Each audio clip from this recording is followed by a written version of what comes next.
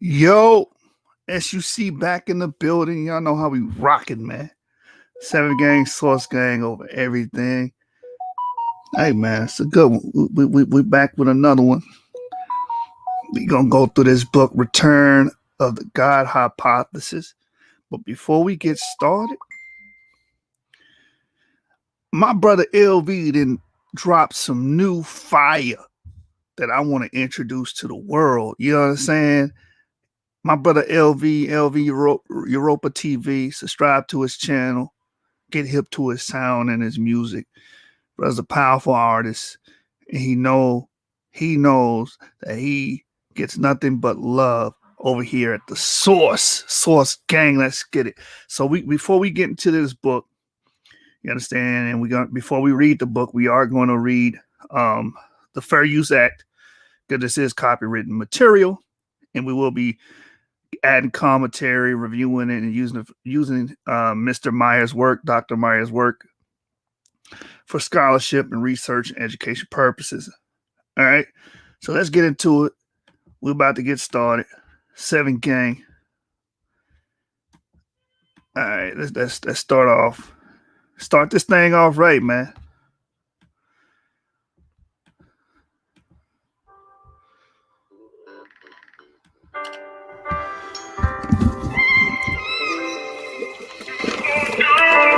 D major, baby.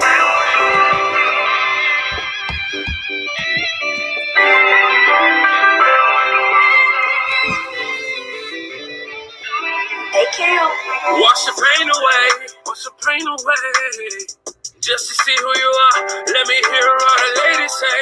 What the ladies say, yeah. And I couldn't talk to you, but you hit me with a fade away, with a fade away. If God brings sunshine, can you please take the red away? Take the red away. No rain, no more right now. Can you hit me with a shadow away? Pretty please, if you're hearing me, please, can you watch the pain away? Watch the pain away. Fade away. Let it fade away. It hurts my soul to see the whole world broken. It hurts my eyes to see them young boys smoking. Mothers fighting daughters, daddy still hoping. Drugs turning free, every drop potent. Stayed up night on top of night so your eyes would be open. Half fight on top of fight so your life wouldn't be hopeless. Don't hang with the gangs, keep the knife where the rope is. I used to play the game, now the game made its coaches. Smoke till it was roaches, ate lunch around roaches. Heat the crib with the oven, but the love honey roasted. Mama hugged me at night to keep the spirit toasted. And I love her for every moment. Make way with what I go with. Break day to make your own shift. Don't take much to be the truth. When you own it, you know wash your pain away. Wash your pain away. Just to see who you are. Let me hear what the ladies say. What the ladies say, yeah. And I couldn't talk to you, but you hit me with a fade away. With a fade away. If God brings sunshine, can he please take the red away? Take the red away. No rain, no more right now. Can you hit me with a shadow away? Pretty please, if you're hearing me, please, can you wash the pain away? Wash the pain away. Fade away. Shout out to LV Europa TV. Show my brother some love, man. Subscribe to his YouTube channel. The brother, like I said, the brother's immensely talented. The brother's music is on point. And like I said before, we're going to continue to support my brother, man. All right, so before we get into today's hot topic, which is Return of the God Hypothesis by Dr. Stephen Meyer, I just want to address the Fair Use Act. So Section 107 of the Copyright Act provides the statutory framework for determining whether something is a fair use and identifies certain types of uses, such as criticism, commentary, news reporting, teaching, scholarship, and research, as examples of activities that may qualify as fair use. So we're going to be doing teaching, scholarship, research, and I will be adding commentary here and there and critiques as well.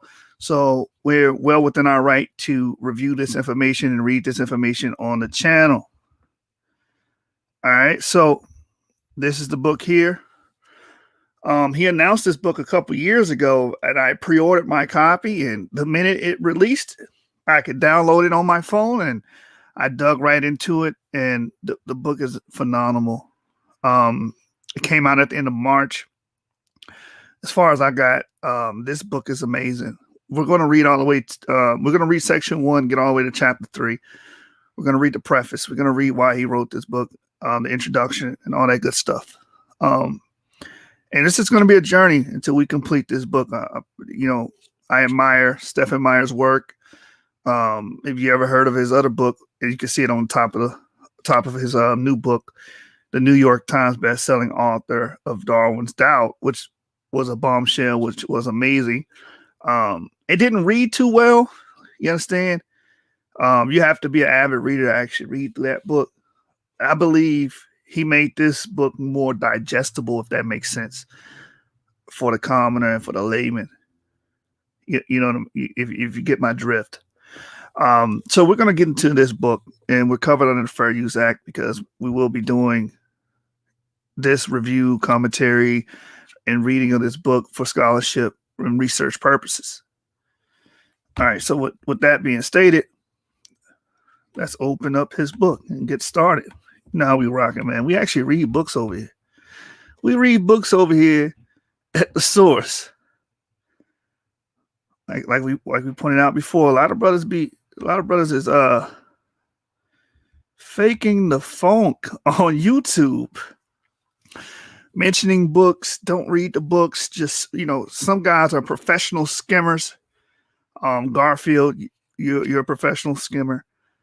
And you don't read the book in totality. You don't read even a chapter.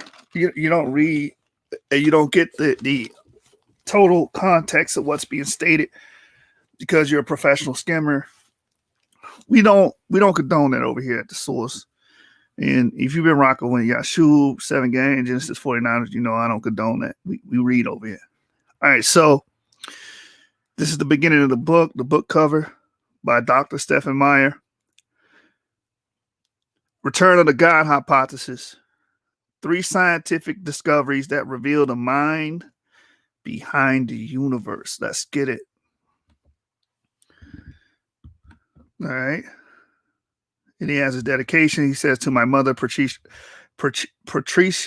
Meyer, who first affirmed my philosophical interest, to my father, Charles Meyer, who challenged me to develop greater mathematical and scientific proficiency, to my wife, Elaine, whose willingness to step out on faith has made the whole adventure possible. All right, contents. Now we're going to deal with the prologue. It says, it was a public speaker's nightmare unfolding at a most inauspicious time.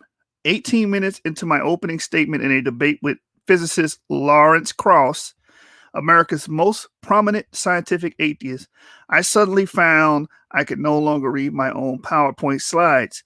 The brightly colored swirls or auroras, for me, a telltale sign of the onset of debilitating migraine had begun to fill my visual field as I looked out through the blaze of lights behind the video cameras in a packed auditorium at the University of Toronto. Intense light had been a common migraine trigger for me, and it certainly was on that night in March 2016 as the auroras spread. I began having trouble seeing not only the quotations and scientific diagrams on my slides, but Professor Krauss himself in the audience as well. Other neurological symptoms, numbness in my fingers and tongue, my voice echoing in my own head, and a difficulty finding words, aphasia, followed, predictably in rapid succession. I was able to make it through the remaining 7 minutes of my presentation by speaking more slowly and deliberately than I usually do. In some cases, by using less technical words. But as I descended from the podium and was taken to a dark room, I felt both disoriented and disappointed. I realized it would now be difficult for me to say much in the ensuing roundtable following a third speaker about the main question of the forum, the one I specifically came to discuss. The organizers of the forum had chosen a topic: what's beyond it all? God, science, and the universe. Professor Cross, then of Arizona State University, and I were a logical match to discuss this question from opposing points of view. Indeed, he and I had debated twice before, and had often debated other scientific atheists during the preceding decade. Cross, who spoke first, had a reputation not only as an accomplished physicist, but also as a bold and outspoken controversialist, one with a talent for explaining scientific ideas to popular audiences. Give me a minute, bro. Let me go back, make sure everything's all right with the StreamYard. All right, we good. Shalom to the panel. Shalom to the family. All right, back to the reading. Controversialist, one with a talent for explaining scientific ideas to popular audiences. He is also well known for his provocative thesis that quantum physics can explain how the universe came into being from nothing. But that evening, he didn't begin with a defense of that position. Instead, he began by declaring the topic of the forum unworthy of reflection and by characterizing me as unworthy of engagement. And we all, this is my commentary, we all know what that is. When someone doesn't want to stand on their claims and then they want to make ad hominem attacks, they're either not confident in the topic or they feel that the person opposing their topic is a threat. So that's why they choose those tactics. And even Cross himself teaching something as absurd as the universe came from nothing. He backed down and used these tactics to attack Dr. Meyer. All right, reading on, it says, indeed, he began the debate, indulging in nearly 10 minutes of what his boisterous supporters clearly regarded as deliciously personal, effective, denouncing both me and, by extension, the organizers of the forum. If you appear on stage with someone talking about these ideas, it gives the impression that the ideas are worth debating or that the person is worth debating, Professor Cross declared. In this case, neither is true.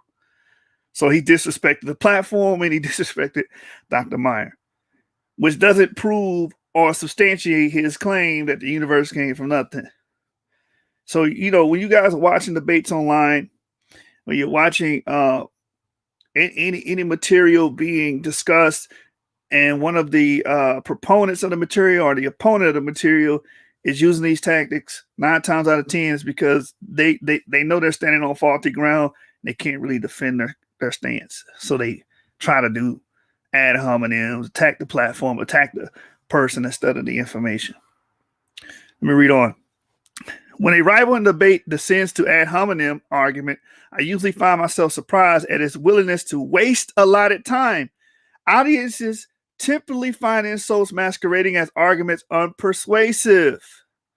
Moreover, in a debate, it usually takes a little to defang such tactics beyond pointing them out. That night, however, Cross's celebrity status had attracted hundreds of raucous supporters who laughed loudly at his punchlines, leaving me with the impression that an appeal to reason alone might not win the evening. As I began to speak, I pointed out that Cross had provided little evidence to support his critique of my views, and still less in support of his own. Ordinarily, I might have also made light of his use of the ad hominem tactic. But on that night, humor escaped me as my neurological distress grew progressively more acute while standing before a large audience in the auditorium and an estimated 60,000 people watching online. I had accepted the challenge of the debate in part to explain my own position about what science can tell us about the existence of God. This is, needless to say, an ultimate question and a question of urgent concern for many thoughtful people. It is an important topic, as even many atheists would agree, that deserves a serious response. And although I sought to offer one that night, after the migraine set in, I knew my ability to do so would be significantly limited. Though, as it turned out, the cloud of my diminished condition would come with a silver lining. For the debate, I had planned first to explain my core argument for the intelligent design of life, and then in the ensuing discussion to address a question I am often asked: who is the intelligent designer that you think is responsible for life? I also meant to address a closely related question: What does scientific evidence imply about the existence of God? Or as the organizers of the forum put it, what lies beyond it all? Cross answers that question with an emphatic nothing, or at least nothing but the laws of physics.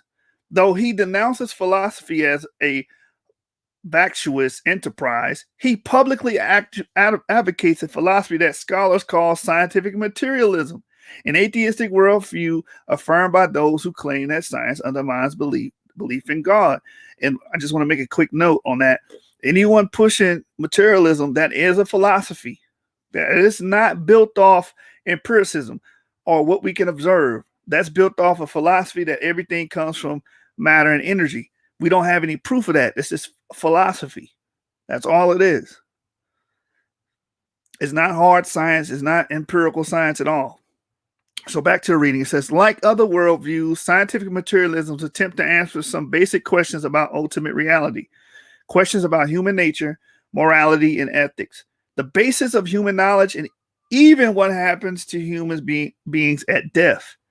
Most fundamentally, scientific materialism offers an answer to the question, what is the entity or the process from which everything else came? Scientific materialists have traditionally answered that question by affirming that matter and energy and or the laws of physics are the entities from which everything else came, and that those entities have existed from eternity past as the uncreated foundations of all that exists. Matter, energy, and physical laws are therefore viewed by materialists as self-existent. Similarly, materialists hold that matter and energy organize themselves by various strictly naturalistic processes to produce all the complex forms of life we see today. This means scientific materialists also deny that a creator or designing intelligence played any role in the origin of the universe or life, because materialists think that matter and energy are the foundational realities from which all else comes. They deny the existence of immaterial entities such as God, free will, the human soul, and even human mind conceived as an entity in some way distinct from the physiological process at the work in the brain. Real quick on that, they basically say the mind is a direct result of the brain, not a separate entity of the brain.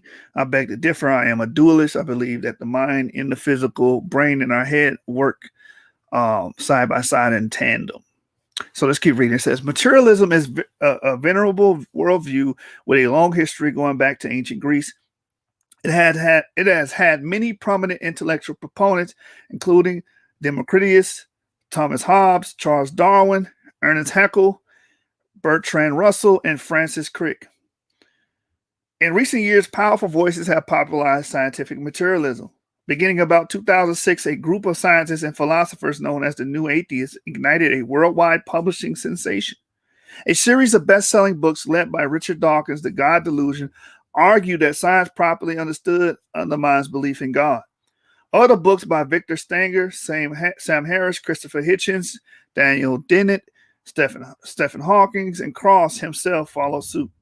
In 2014, the Fox and National Geographic television networks aired in a revamped version of a famous 1980 series with physicist Carl Sagan, Cosmos, A Personal Voyage.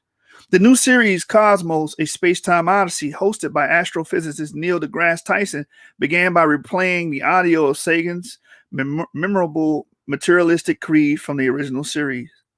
The cosmos is all that is, or ever was, or ever will be. The New Atheists and other science popularizers have explained the basis of their skepticism about the existence of God with admirable clarity. According to Dawkins and others, the evidence of design and living organisms long provided the best reasons to believe in the existence of God, because it appealed to publicly accessible scientific evidence. But since Dawkins insists, scientists have known that there is no evidence of actual design, only the illusion or appearance of design in life, according to Dawkins and many other neo-Darwinian biologists. The evolutionary mechanism of mutation and natural selection has the power to mimic a designing intelligence without itself being designed or guided in any way.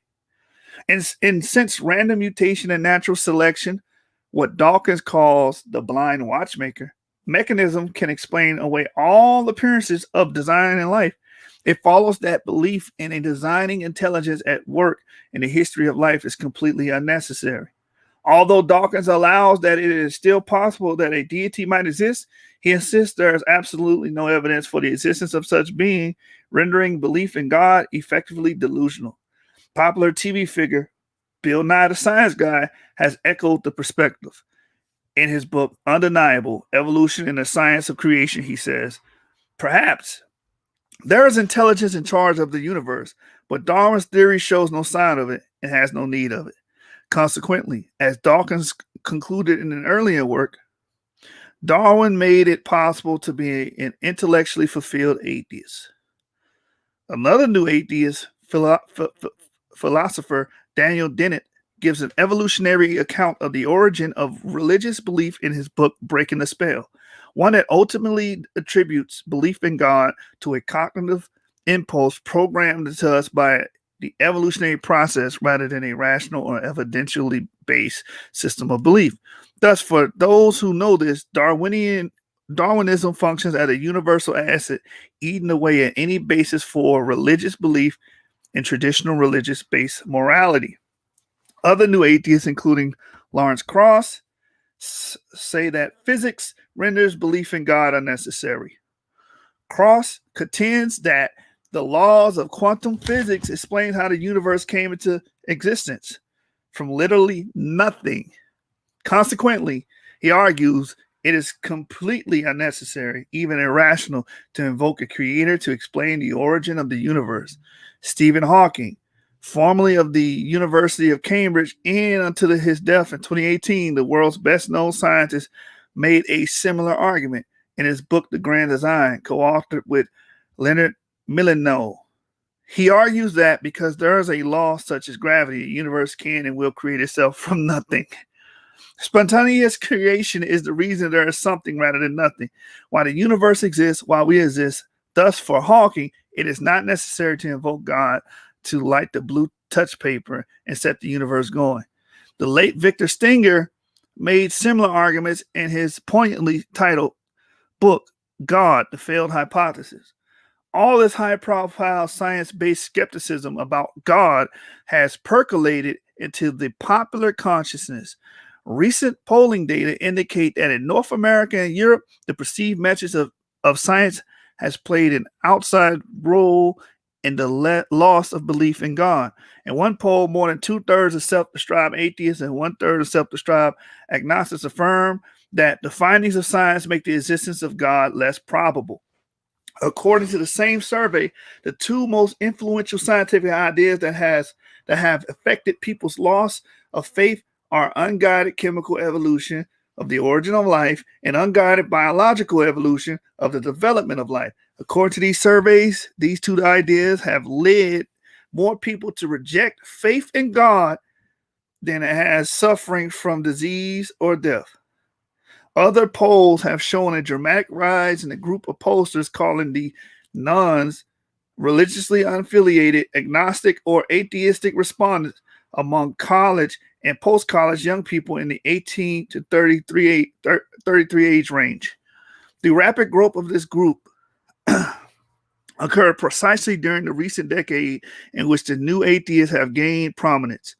Indeed, there are many indications from personal interviews, public opinion polls, and website testimonials that college students in particular have been deeply influenced by the message of the new atheists. Many of these students now cite arguments similar to those made by Dawkins, Krauss, Dennett, and Hitchens as their main reasons for rejecting faith in God. These developments have particular poignancy and interest for me for two reasons, but both of which help to explain why I agreed to debate Krauss in 2016 and why I've chosen to write this book. First, I have long been interested in the question of biological origins. Over the last decade, I have written 2 books arguing that living systems exhibit evidence of intelligent design. whereas Richard Dawkins contends that living systems merely give the appearance of having been designed for a purpose. I have argued that certain features of living systems, in particular, the digitally encoded information present in DNA and the complex circuitry and information processing systems at work in living cells, are best explained by the activity of an actual designing intelligence. Just as the inscriptions on the Rosetta Stone point to the activity of an ancient scribe, and the software in a computer program points to a programmer. I've argued that the digital code discovered within DNA molecules suggests the activity of a designing mind in the origin of life. Nevertheless, in making my case for intelligent design, I have been careful not to claim more than the biological evidence alone can justify. In my previous books, I did not attempt to identify the designing intelligence responsible for the origin of the information present in living organisms or to prove the existence of God. After all, though I don't hold this view, it is least logically possible that a pre-existing intelligent agent somewhere else within the cosmos, i.e. not God, might have designed life and seeded it here on Earth, as scientists who advocate a view known as panspermia have suggested. Instead, I have simply argued that the information present in DNA suggests the prior creative activity of an intelligent agent of some kind, as opposed to an exclusively blind or undirected natural process such as random mutation and natural selection. Despite this limited claim, my explanation for the appearance of design still places me at odds with the new atheists. Even so, though they and I have adopted diametrically opposed explanations for the appearance of design, we have focused our explanatory efforts on the exact same phenomenon of interest. And that leads to the second and perhaps more important reason for my interest in what I call the God hypothesis. The new atheists pose the question of what the evidence from the natural world as a whole shows about the existence or non-existence of God. My readers evidently share an interest in that question. Many, upon encountering my argument for the intelligent design of life, have written asking a series of questions of roughly the following form: if there is scientific evidence of the activity of a designing intelligence, then what kind of designing mind are we talking about? An intelligent agent within the cosmos or beyond? An immanent or a transcendent intelligence? A space alien or God? Since my previous two books led inevitably to such questions, it has increasingly seemed a natural next step for me to explore what science can tell us about them and about the possible existence of God. Slow to speak, the debate in Toronto and its aftermath sealed my decision to address this subject in a book-length treatment. In the debate, I was able to explain my basic case for intelligent design and biology.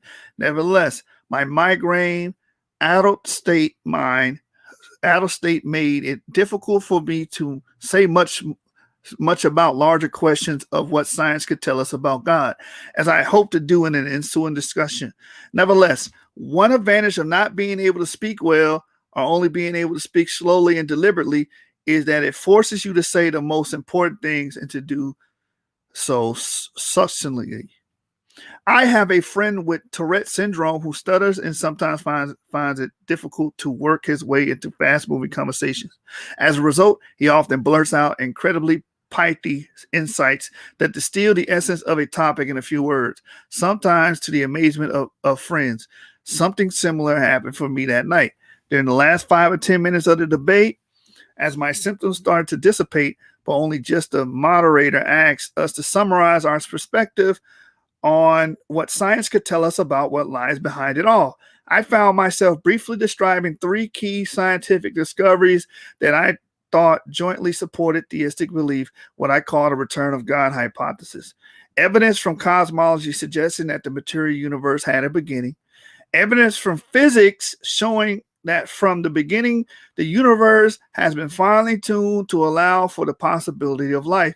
And 3, evidence from biology establishing that since the beginning, large amounts of new functional genetic information have arisen in our biosphere to make new forms of life, possibly implying, as I had argued before, the activity of a designing intelligence. After the debate, I received sympathetic mail from many people who felt badly about my having to battle a migraine at such a public event, but many who wrote also told me that the one thing they remembered about the substance of the debate was my closing statement and the succinct description of 3 scientific discoveries that together point not just to a designer, but to an intelligence with the attributes that religious deists have long ascribed to God. I realized later that I had, perhaps without planning to do so, distilled in a few words a way of structuring a persuasive and accessible science-based argument for the God hypothesis. Perhaps I thought it was time to develop this case. An unexpected discovery. Another unexpected benefit of participating in the debate occurred completely out of the view of the audience. As I prepared for the night and the 2 weeks leading up to it, I studied Cross's proposed explanation for the origin of the universe. I also pored over a key technical paper and book written by a Russian physicist, Alexander Vilenkin, whose ideas Cross had popularized in his book, A Universe from Nothing. I was stunned by what I found. Cross used the work of Vilenkin in effect to refute what is called the cosmological or first cause arguments for the existence of God, an argument that posits God as the cause of the beginning of the material universe. As I reflected on what Vilenkin wrote, however, I concluded that Cross completely missed the real import of Vilenkin's work, which arguably implied the need for a pre-existing mind. Let me stop here, because a lot of people do this in the conscious community as well.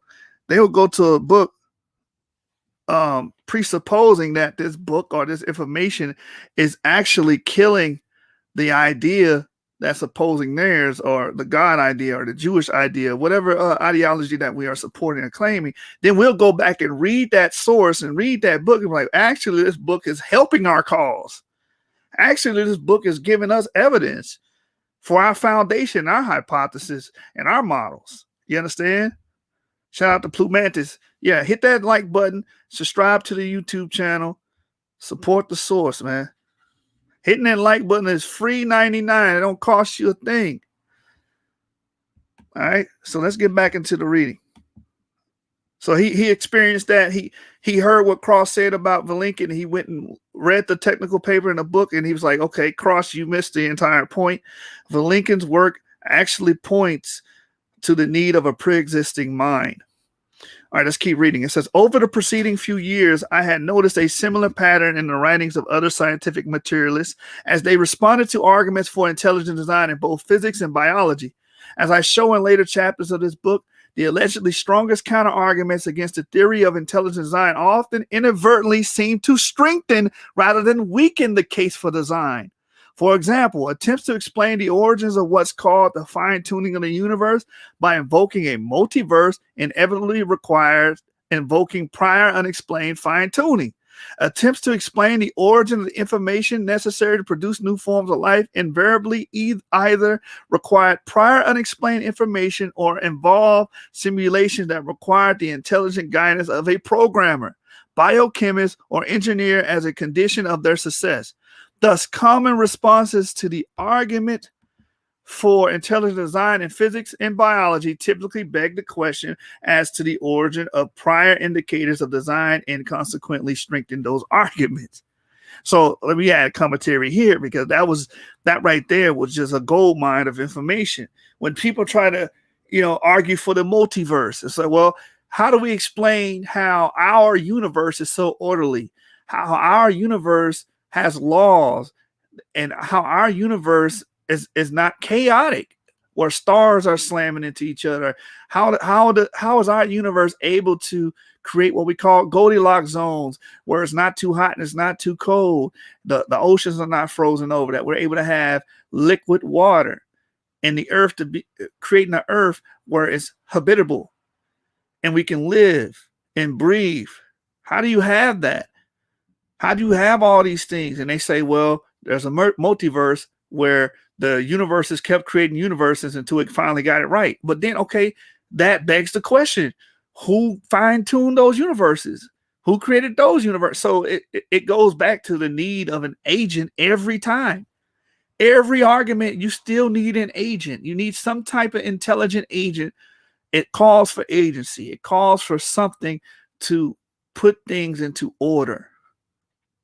That's the irony of these arguments. And that's what Dr. Meyer is pointing out very well in the opening of his book. Let's keep reading. It says, I now discovered that a similar problem attendant claims to have explained the origin of the universe from nothing. Properly interpreted, the physics used this way only seem to reinforce the conclusion of the cosmological argument. So my difficult evening in Toronto had another unexpected benefit. Going into it, I knew the typical and strongest counter arguments to each of the three interrelated arguments that I had long wanted to make in support of the God hypothesis. I already knew that two of those counter arguments inadvertently reinforce my case. Now, I came to suspect from my debate preparation and my interaction with Cross that the main counter argument to the third line of evidence I attended to marshal evidence from cosmology did the same thing. I realized it was time to write this book, and that was the reason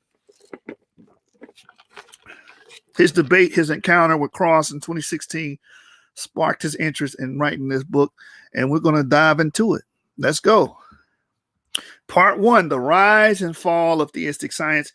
This part is very integral for our understanding, because when people mention science, we automatically think it's diametrically opposed or against religion, God, or a deity, or a theistic worldview.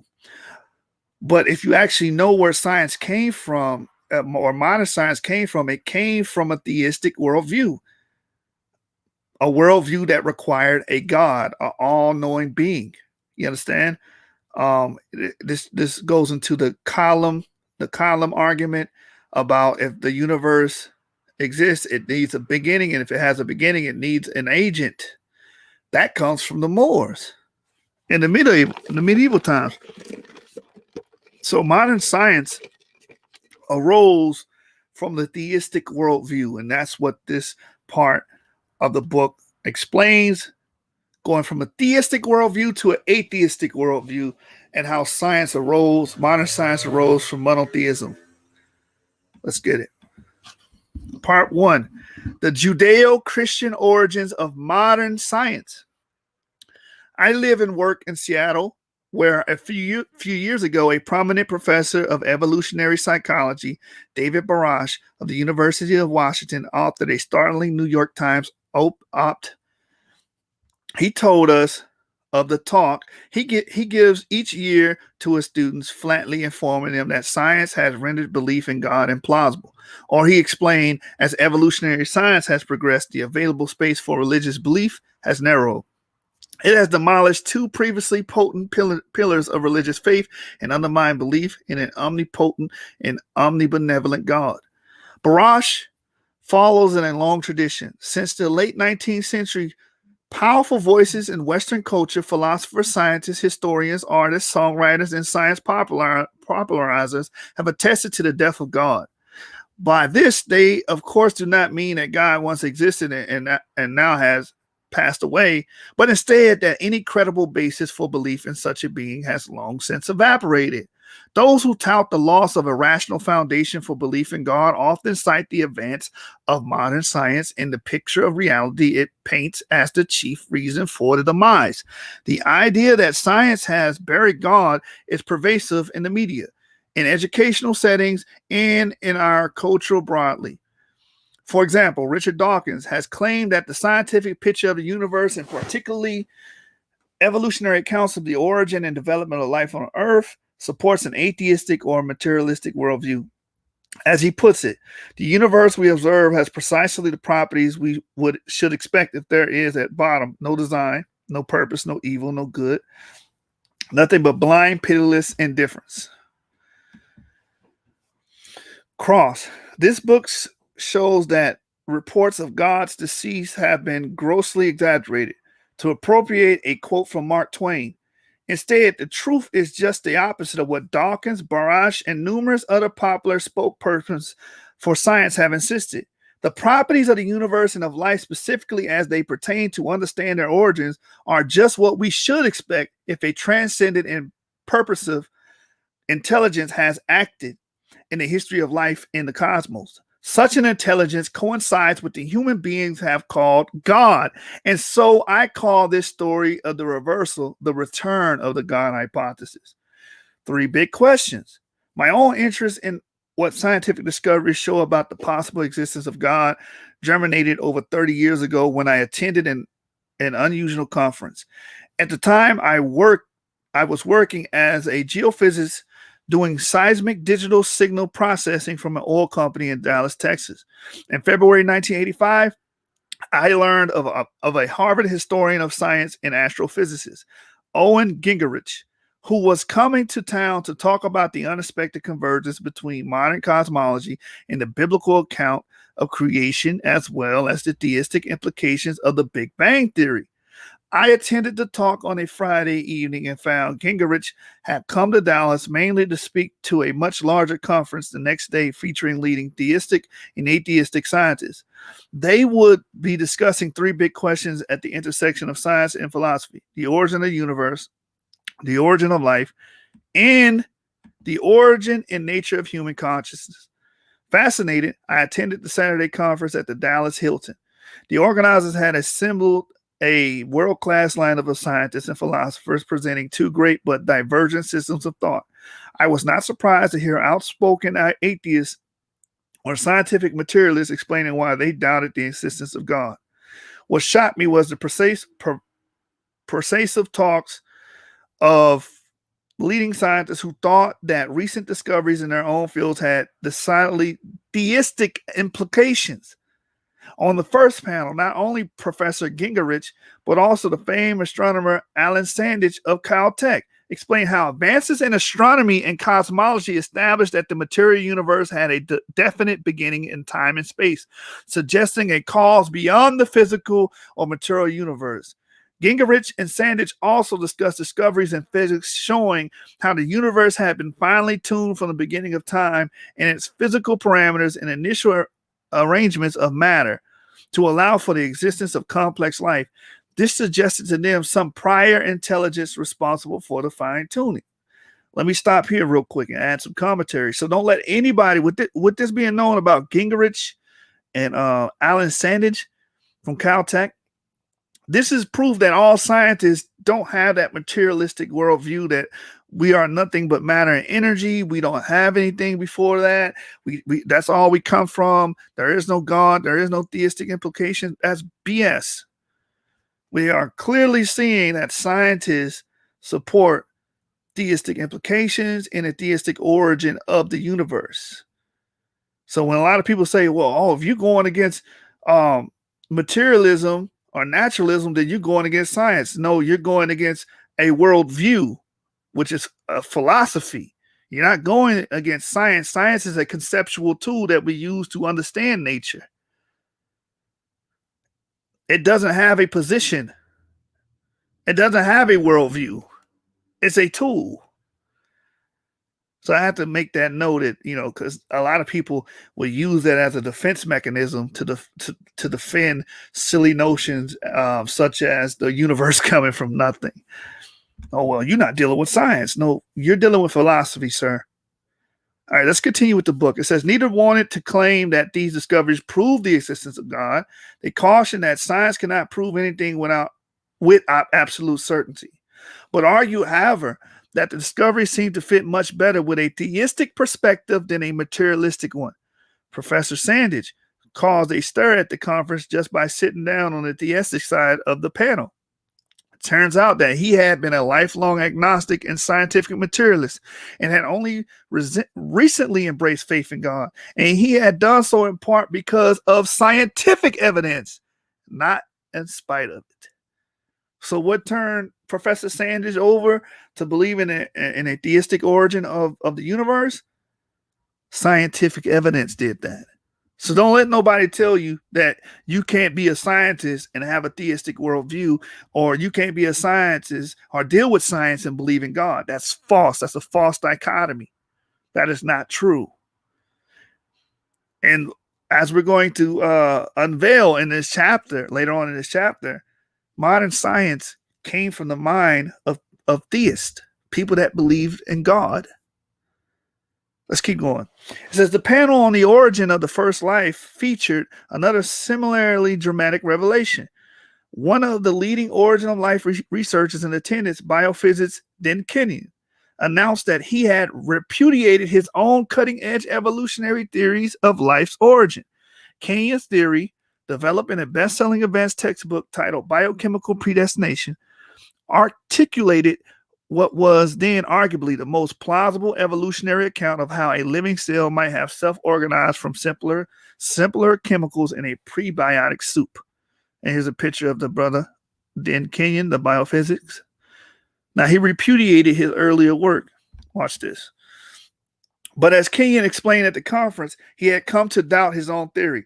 Original life simulation experiments increasingly suggested that simple chemicals do not arrange themselves into complex information-bearing molecules, nor do they move in life-relevant directions, unless, that is, biochemists actively and intelligently guide the process. But if undirected chemical processes cannot account for the encoded information found in even simplest cells, might a directing intelligence have played a role in the origin of life? Kenyon announced that he now held that view. So Kenyon, a biochemist, was looking into the origin of life, and through experimentation, he proved that chemicals, random chemicals, cannot aggregate and create and encode DNA and make life. It's impossible. So through his experimentation, through practicing and using science, the conceptual tool, he went to the view of an intelligent designer. You wouldn't know this if you didn't read and study. You wouldn't know this if you just all you did was watch YouTube.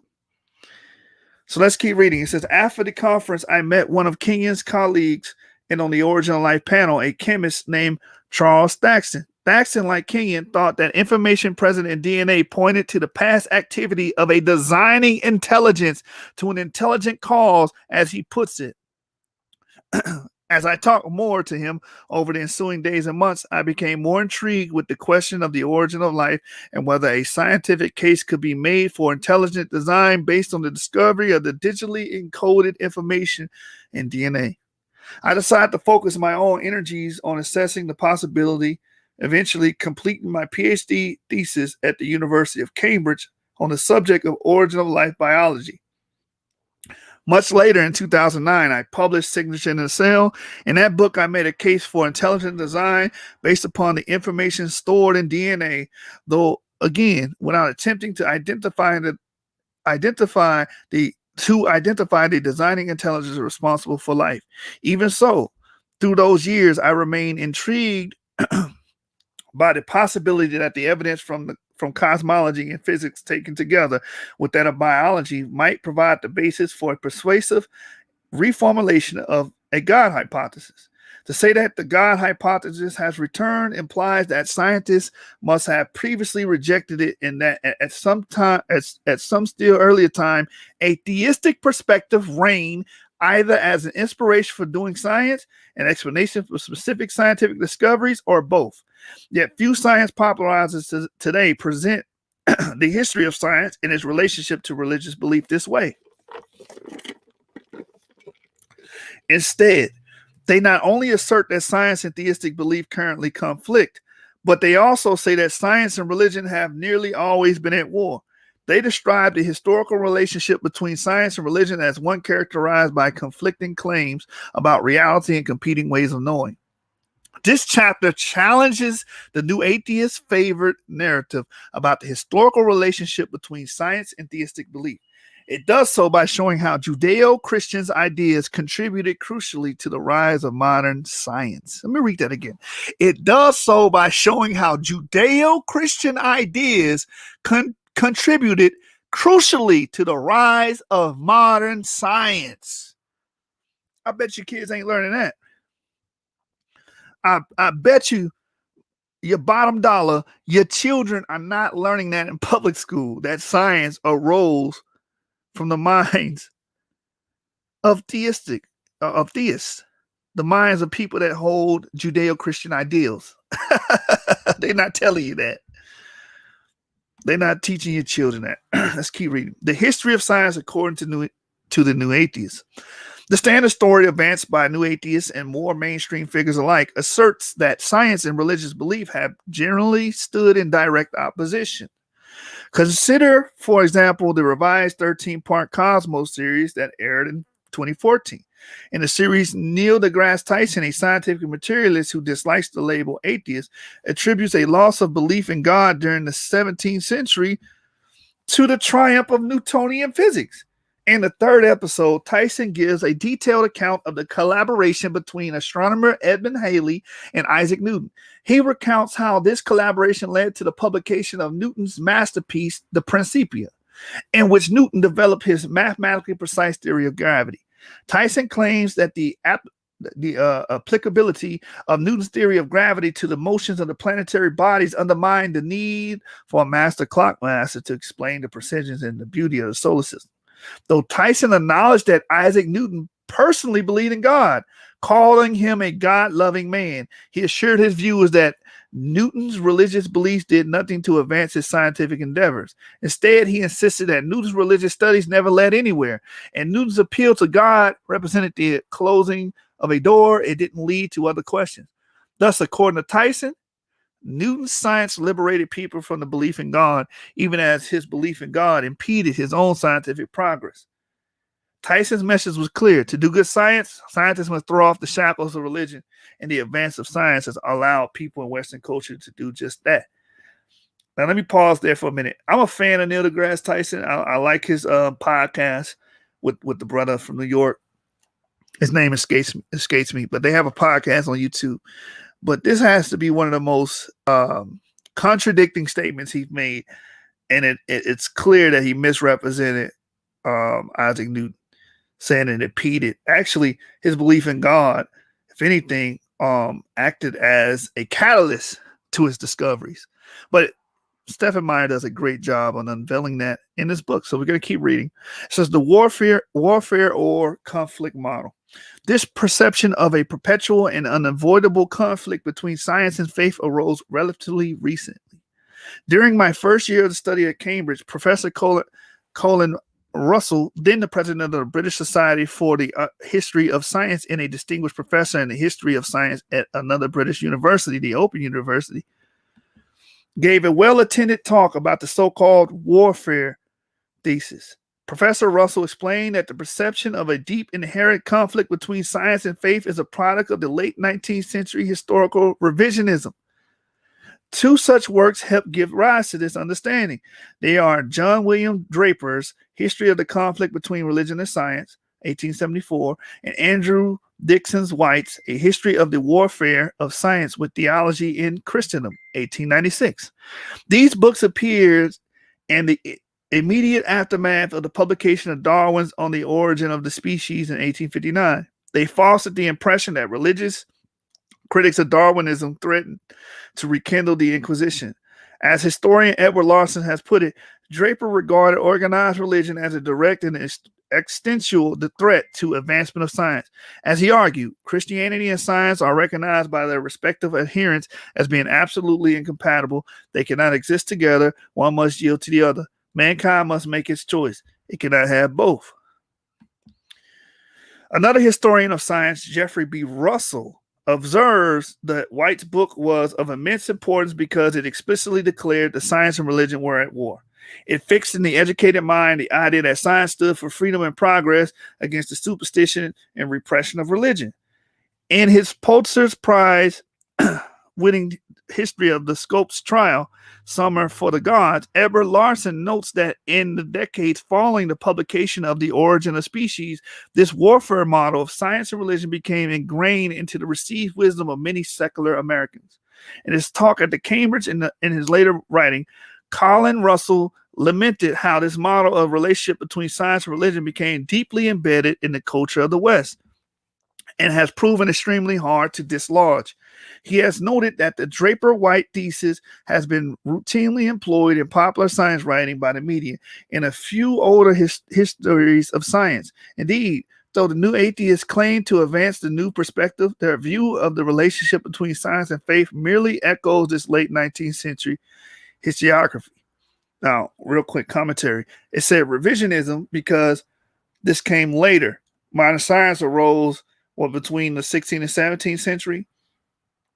And then the new atheists tried to revise the history to try to blot out when it actually arose and the theistic implications when it arose, right?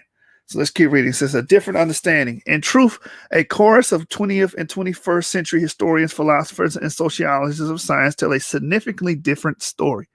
These scholars include Herbert Butterfield, A.C. Crombie, Michael B. Foster, Lauren Isley, David Lindbergh, Owen Gingerich, Roger Hukas, Robert Merton, and Pierre Duhem, Colin Russell, Alfred North Whitehead, Peter Hodgins, Ian Barber, Christopher Kaiser, Holmes Roaston III, Steve Fuller, Peter Harrison, and Rodney Stark, to name a handful. Although some scientific theories during the 19th century, particularly those concerning biological origins and geological history, did seem to challenge some traditional theistic ideas, these historians note that the belief in a God in Christianity specifically played a decisive role in the rise of modern science during the 16th and 17th centuries. Certainly when Draper and White were writing, many scientists perceived a conflict between science and religious belief, but this was not always the case. Instead, almost all historians of science today offer a more nuanced view. They maintain that although some scientists or scientific theories challenge belief in God, in some periods of scientific histories and other religious beliefs actually inspired scientific advance. In addition, many historians of science have shown that belief in God served both as an inspiration for doing science and as a framework for explaining scientific observations during the crucial period known as the Scientific Revolution, roughly between 1500 and 1750, in which modern science as a systematic endeavor first originated. So that was a bomb, and that paragraph was a bomb. Because, again, you're not going to hear that in no school. Your children are not going to learn that. That God, that theistic worldview was the driving force for modern science. And that's how modern science arose.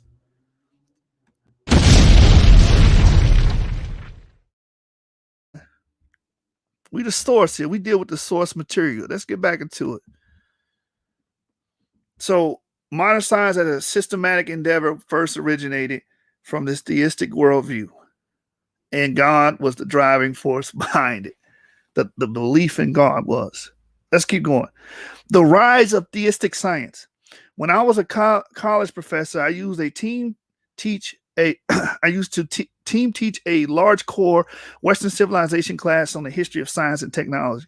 When I lectured about the scientific revolution, my students were always surprised to learn that so many historians and philosophers of science now identify Judeo-Christian ideas as crucial to the origin of modern science. I first encountered this thesis myself during my first year of graduate school. That the thesis seen as uncontentious among my Cambridge tutors also surprised me, giving the atheistic or agnostic proclivities of most of the faculty in the departments of the history and philosophy of science. Philosophy of science, where I was a student. One incident particularly confirmed my perception of the religious orientation of most of the faculty. After seminars, the faculty would often retire to a local pub for further discussions with students. On one occasion, a fellow graduate student from the United States, evidently feeling as insecure in these new surroundings as I was, decided to reveal proudly that he had rejected his former religious beliefs and now considered himself an atheist.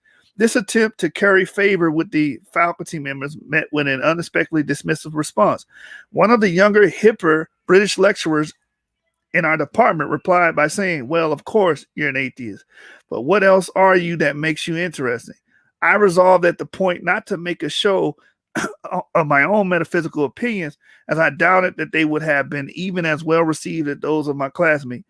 Despite such pervasive leanings, many of the historians, sociologists, and philosophers of science I encountered and read recognized the important role that belief in God had played in the scientific revolution.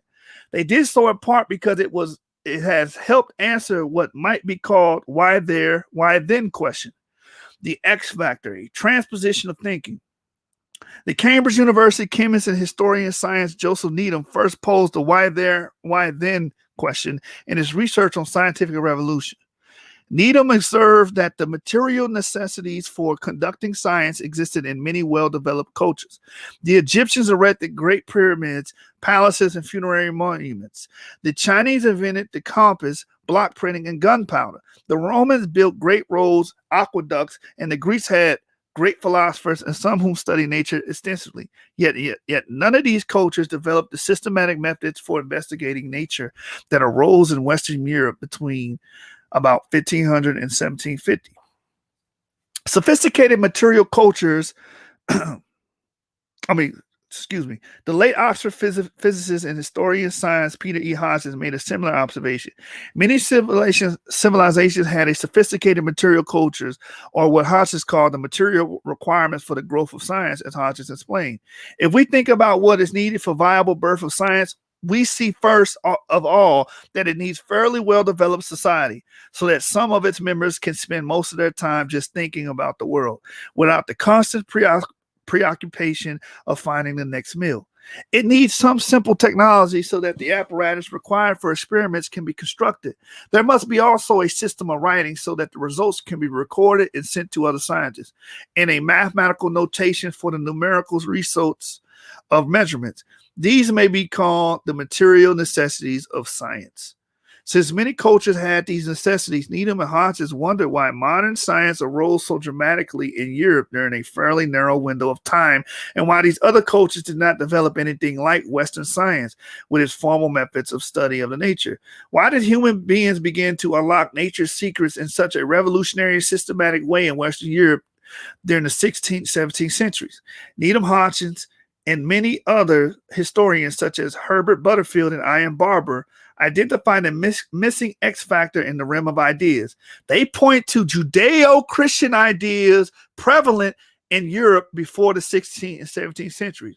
Barber argues that science in its modern form arose in Western civilization alone among all the cultures of the world because only the Christian West had necessary intellectual presuppositions underlying the rise of science. As Butterfield, former professor of modern history at the University of Cambridge, explained, it was supremely difficult to escape from the previous Aristotelian doctrine by merely observing things more closely. It required a different kind of thinking cap, a transposition in the mind of the scientist himself. A break with Greek thought. These historians found the reaffirmation of the Judeo-Christian doctrine of creation during the Catholic late Middle Ages and Protestant Reformation provided the needed transposition.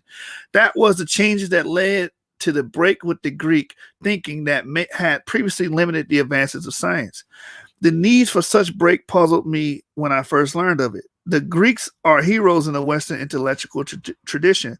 Their rationalist credo, the world is orderly, knowable, and best known by human reason, as physicist Los Caillefer has formulated it, made them the great paragons of reason in the ancient world. Nevertheless, many Greeks' assumptions tended to impede the development of rigorously empirical and observational approach to nature.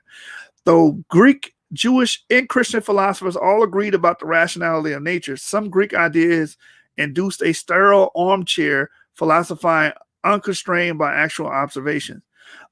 Although Greek philosophers thought that nature reflected the underlying order, they nevertheless believed that this order issued from an intrinsic self-existent logical principle called the logos, rather than from a mind or divine being with a will. For this reason, many Greek thinkers assumed that they could deduce how nature ought to behave from first principles based upon only superficial observations of natural phenomena, or without the actual observing of nature at all.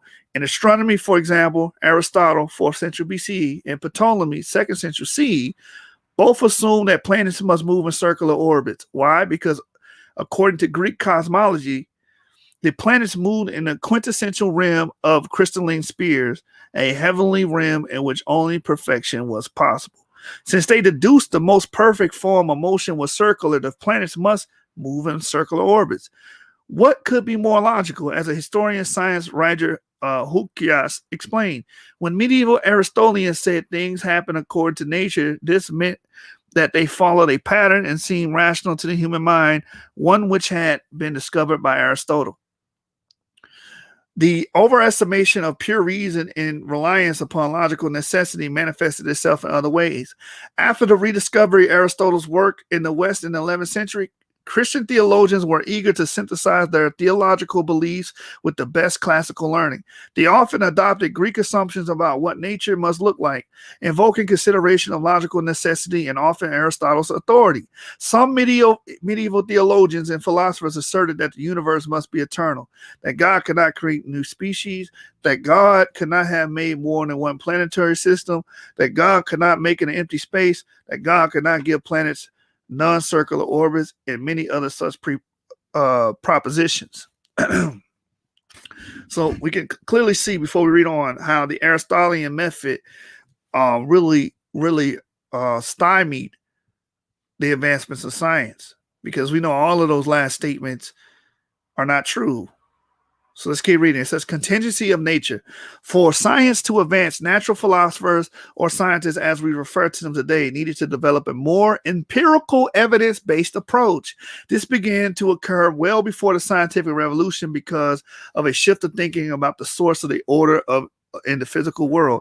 In 1277, Anthony Tempier, the Bishop of Paris, writing with the support of Pope John the 21st, condemned Necessarian theology. And 219 separate theses influenced by Greek philosophy about what God could or couldn't do. Before the decree of 1277, Christian theologians and philosophers, particularly at the influential University of Paris, often assumed that nature must conform to seemingly obvious logical principles as exemplified by Aristotle's cosmological, physical, or biological theories. The Judeo-Christian, indeed biblical doctrine of creation helped liberate Western science from such necessitarian thinking by asserting the contingency of nature upon the will of a rational God. Like the Greek philosophers, the early modern scientists thought that nature exhibited underlying order. Nevertheless, they thought this natural order had been impressed on nature by a designing mind with a will. The mind and the will of a Judeo-Christian God. For this reason, they thought that the order in nature was the product not of logical necessity, but of rational deliberation and choice, what the Scottish theologian Thomas Torrance calls contingent rationality. Let me stop there. That's why when we get to the Newton part, he'll say, well, if the universe has laws, there must be a lawgiver. This is how they were observing empirical science. This is how they came up with the methodology. And the names even point to a theistic or theist point of view. Mechanisms, that word that we use in the field of science. All of these names imply some intelligent source for creation. Let me keep reading. It says, by reaffirming the doctrine of creation and the sovereignty and freedom of God to create as God saw fit, Tempier's decree in 1277 emphasized this principle. This transposition in thinking led to a different approach to the study of nature in the centuries and following Tempier's decree. Just as there are many ways to paint a picture or design a clock or organize the books in a library, there are many ways to design and organize a universe. Because it had been chosen by a rational mind, the order in nature could have been otherwise. Thus, the natural philosophers could not merely deduce the order of nature from logical first principles. They needed to observe nature carefully and systematically. As Robert Boyle, one of the most important figures of the scientific revolution and founder of modern chemistry, explained, the job of a natural philosopher was not to ask what God must have done, but what God actually did. Boyle argued, and we all know about Boyle's law on gas, right? He is a pillar in the scientific community. This is what he argued. Listen, Boyle argued that God's freedom required an empirical and observational approach, not just a deductive one. Scientists needed to look and to find out. As historians of science, I.M. Berber explains, the doctrine of creation implies that the details of nature can be known only by observing them. Let me stop here. That's empirical science. That's empirical science. It came from theists. The idea of studying nature, looking for empirical systematic methods to explain nature, came from the mind of theists. They're not going to teach your children this in science class in biology and chemistry. When they learn about Boyle's law, they're not going to learn his reasoning and what drove him. Let's keep reading. The intelligibility of nature. Moreover, since nature had been designed by the same rational mind who had designed the human mind, the early modern scientists, or again, natural philosophers, who began to investigate nature also assumed nature was intelligible. It could be understood by the human intellect. The founders of modern science assumed that if they studied nature carefully, it would reveal its secrets. Their confidence in the assumption was grounded in both the Greek and the Judeo-Christian idea that the universe is an orderly system, a cosmos, not a chaos. As the British philosopher Alfred North Whitehead argued, there can be no living science unless there is a widespread of instinctive conviction of the existence of an order of things, and in particular of an order of nature. Whitehead particularly attributed this conviction among the founders of modern science to the medieval insistence upon the rationality of God. Other scholars have amplified this observation. They insist that modern science was specifically inspired by the conviction that the universe is the product of a rational mind who designed the universe to be understood, who also designed the human mind to understand it. A historian and philosopher of science, Steve Fuller, notes, Western science is grounded in the belief that the natural order is the product of a single intelligence from which our own intelligence descends. Philosopher Holmes Rosen III puts the point this way. It was monotheism that launched the coming of physical science, for it premised an intelligible world, sacred but disenchanted, a world with a blueprint, which was therefore open to searches of the scientists. The great pioneers in physics, Newton, Galileo, Kepler, Copernicus, devoutly believed themselves called to find evidence of God in the physical world. The astronomer Johannes Kepler, 1571 to 1630, for example, explained that God wanted us to recognize natural laws and that God made this possible by creating us after his own image that he could share in his own thoughts. Powerful information. Like, why is this not being taught? Why is this not being brought up?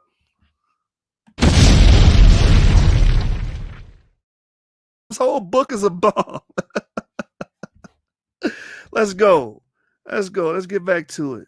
Stephen Meyer is a beast. Stephen Meyer is a beast, man. We appreciate his work. All right, let's keep going. Thus, the assumption that a rational mind with a will had created a universe gave rise to two ideas, contingency and intelligibility, which in turn provided a powerful impetus to study nature with confidence that such study would yield understanding. The fallibility of human reasoning.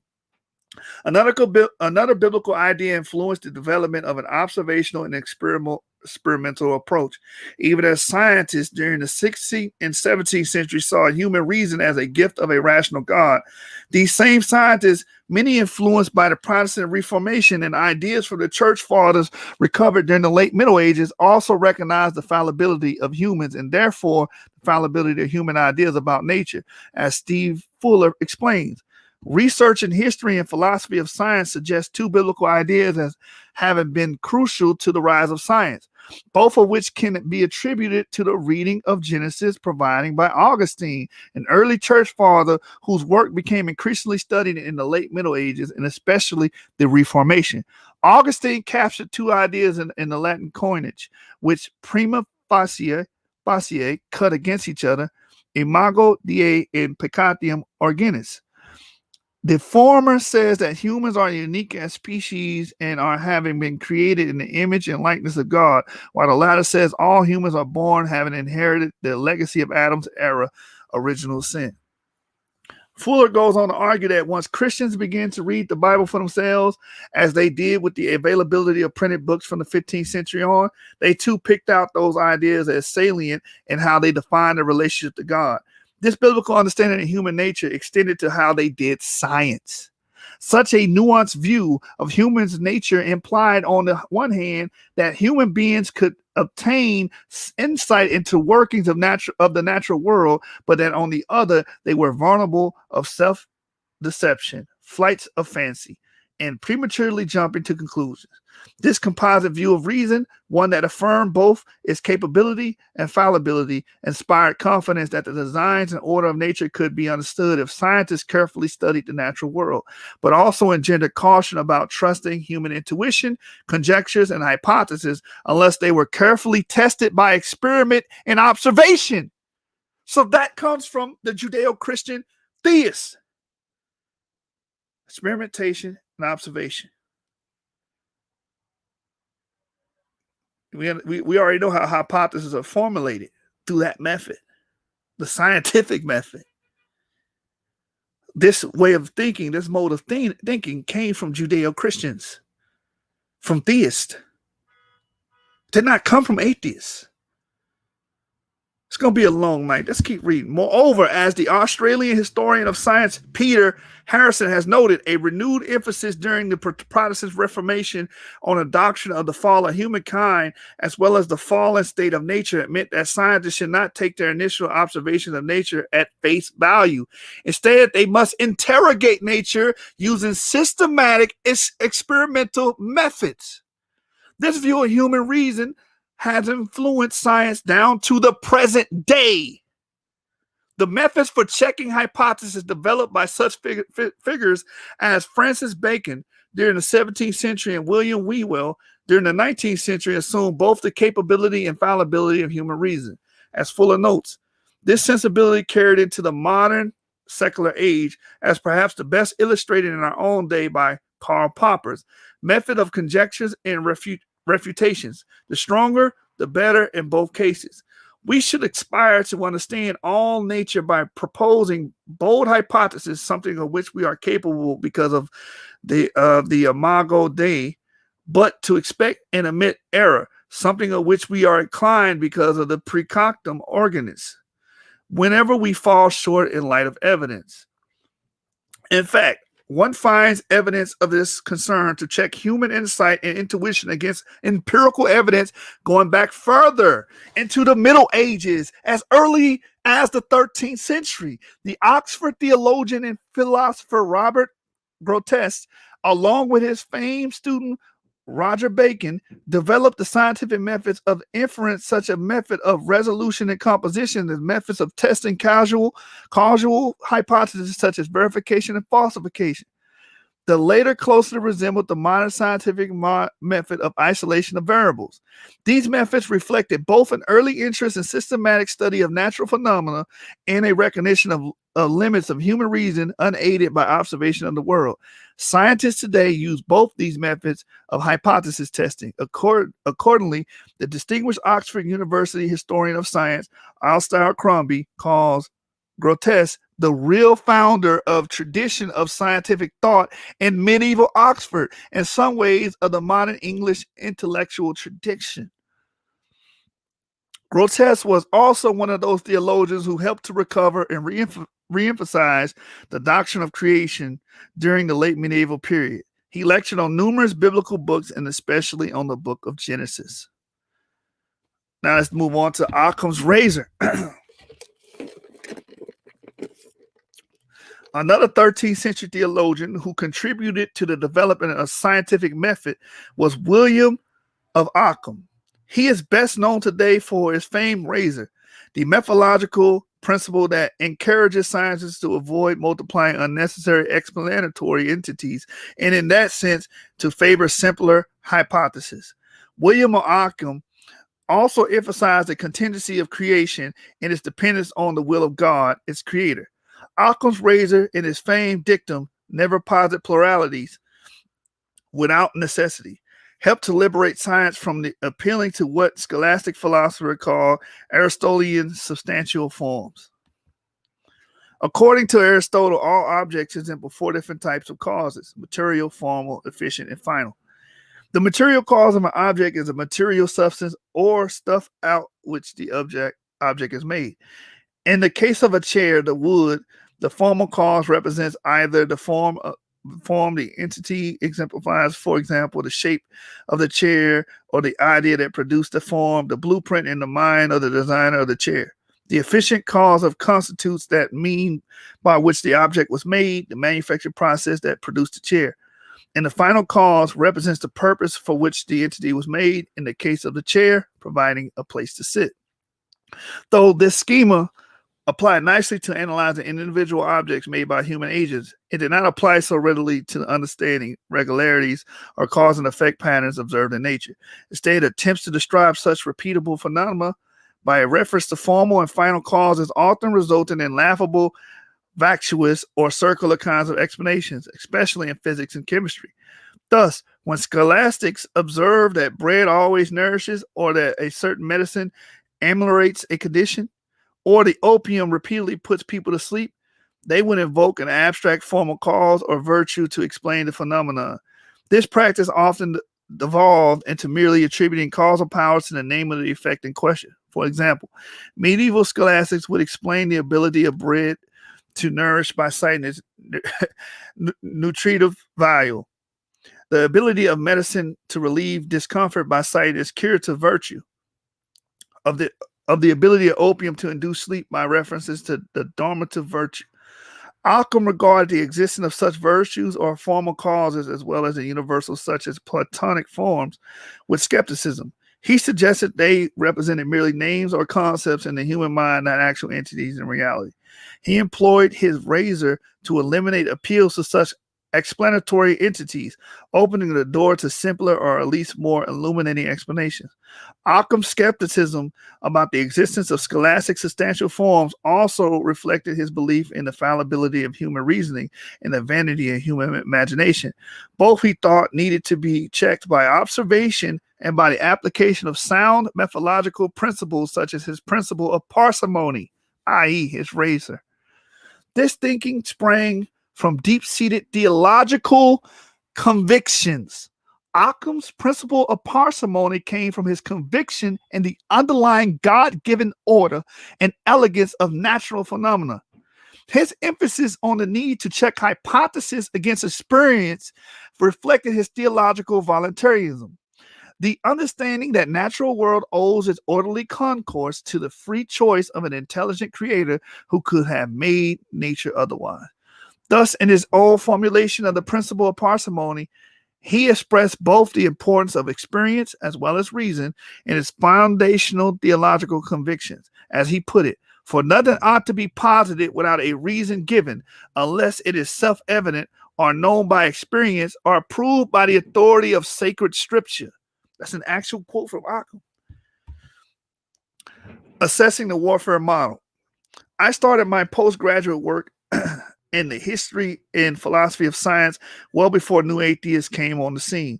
In 1986, my first year at Cambridge, Richard Dawkins had only just published The Blind Watchmaker, his popular treatise explaining how contemporary neo-Darwinian theory can explain the appearance of design in biological systems without invoking an actual designing intelligence. Later, in the books such as River Out of Eden, 1995, and The God Delusion, 2006, Dawkins built on the argument to suggest that the absence of evidence for a designing intelligence in the history of the life rendered by the God hypothesis unnecessary and even delusional. These books argue that atheism or scientific materialism provided a better overall metaphysical explanation for the picture of the world revealed by science for two reasons. First, Dawkins claims, as I noted earlier, that the universe has precisely the properties we should expect if there is at bottom no design, no purpose, only blind, pitiless indifference. Second, since in his view, neither life nor the universe revealed any evidence of actual as opposed to apparent design, atheism or materialism provided a more parsimonious explanation of the world. If there was no evidence of an actual design in the universe and thus no evidence of design by God, why continue to believe in such a being? In the late 1980s, aggressive atheistic polemics in historiography had not yet become a staple of our culture. Nevertheless, the idea that science and religion had long been at war had already deeply permeated scholarly thinking as well as popular culture and assumptions of many in the media. Consequently, during my first few months at Cambridge, as I was reading many historians of science who doubted the warfare model, I still wondered if they were revisionists. Perhaps the contemporary historians had gotten it wrong. Maybe Draper and White, the popular spokesperson of science, such as then popular Carl Sagan, were right after all. I decided to dig into the question of the historical relationship between science and theistic belief in more depth by reading the works of the founders of modern science for myself. All right, we're going to read chapter 2 and chapter 3, and that's going to conclude section 1. And, Lord will, I'll be back tomorrow to go into section 2. Let's keep reading. It says, 3 metaphors in the making of the scientific world picture. During my first year of the postgraduate study in the history and philosophy of science, I encountered the works of numerous historians of science who argued that Judeo-Christian assumptions had influenced the rise of modern science. My program at Cambridge required students to write several long essays under the supervision of tutors before beginning work on a longer master thesis, which, if approved, could lead to acceptance into the PhD program. I chose 3 topics exploring the ideological origins of modern science more deeply. My research covered books by historians of science about the ideological influence on the early modern scientists, but also the primary sources, the writings of early modern scientists themselves. In this process, I repeatedly encountered 3 metaphorical ways of describing nature and nature's relationship with God. Time and time again, scientists writing during the scientific revolution and philosophers and theologians writing in the centuries leading up to it likened nature to a book, a clock, a law-governed realm. Later, when I was teaching, I highlighted these 3 metaphors to show that the importance of Judeo-Christian conceptions of God and nature to the rise of modern science. I described what scientists during the scientific revolution meant by these 3 figures of speech, why each reflected a Judeo-Christian worldview, and how each in turn inspired a guided scientific investigation. Early in Christian era, theologians began referring to nature as a book, one that they likened to the Bible in its ability to reveal the attributes of God. Just as the book of Scripture told of God's character and plans, so too did the book of nature reveal God's power and wisdom. As early as the 3rd century, the Christian monastic Anthony the Abbot referred to the created nature as a book, one always at his disposal whenever he wanted to read God's word. Another early church father, Basil the Great, similarly argued, we were made in the image and likeness of our Creator, endowed with intellect and reason, so that our own nature was complete and we could know God.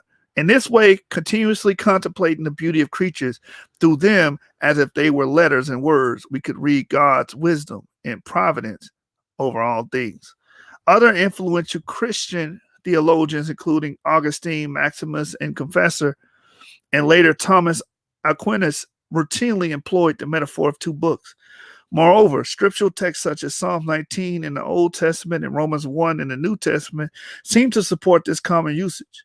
Psalm 19 affirms the heavens declare the glory of God, and even that days after days they pour forth speech. In Romans 1, St. Paul argues, since the creation of the world, God's invisible qualities, his eternal power, and his divine nature, sometimes translated wisdom, have been clearly seen, being understood from what has been made. With the reaffirmation of the doctrine of creation during the late Middle Age and Reformations, these passages about the revelatory nature of the created order took on new significance. The founders of modern scientific disciplines would cite them as inspirations for the systematic study of nature. John Ray, a leading 17th century biologist, published a massive 2-volume study, The Wisdom of God Manifested in the Works of Creation. His title clearly referring to the passages from Romans just cited. Robert Boyle not only referring to nature as books, but went so far as to argue the study of the books of nature is one of the ends of the institutions of the Sabbath. In other words, God has established the Sabbath in part to create time and leisure for scientific consideration of God's works creation. Real quick sidebar on that.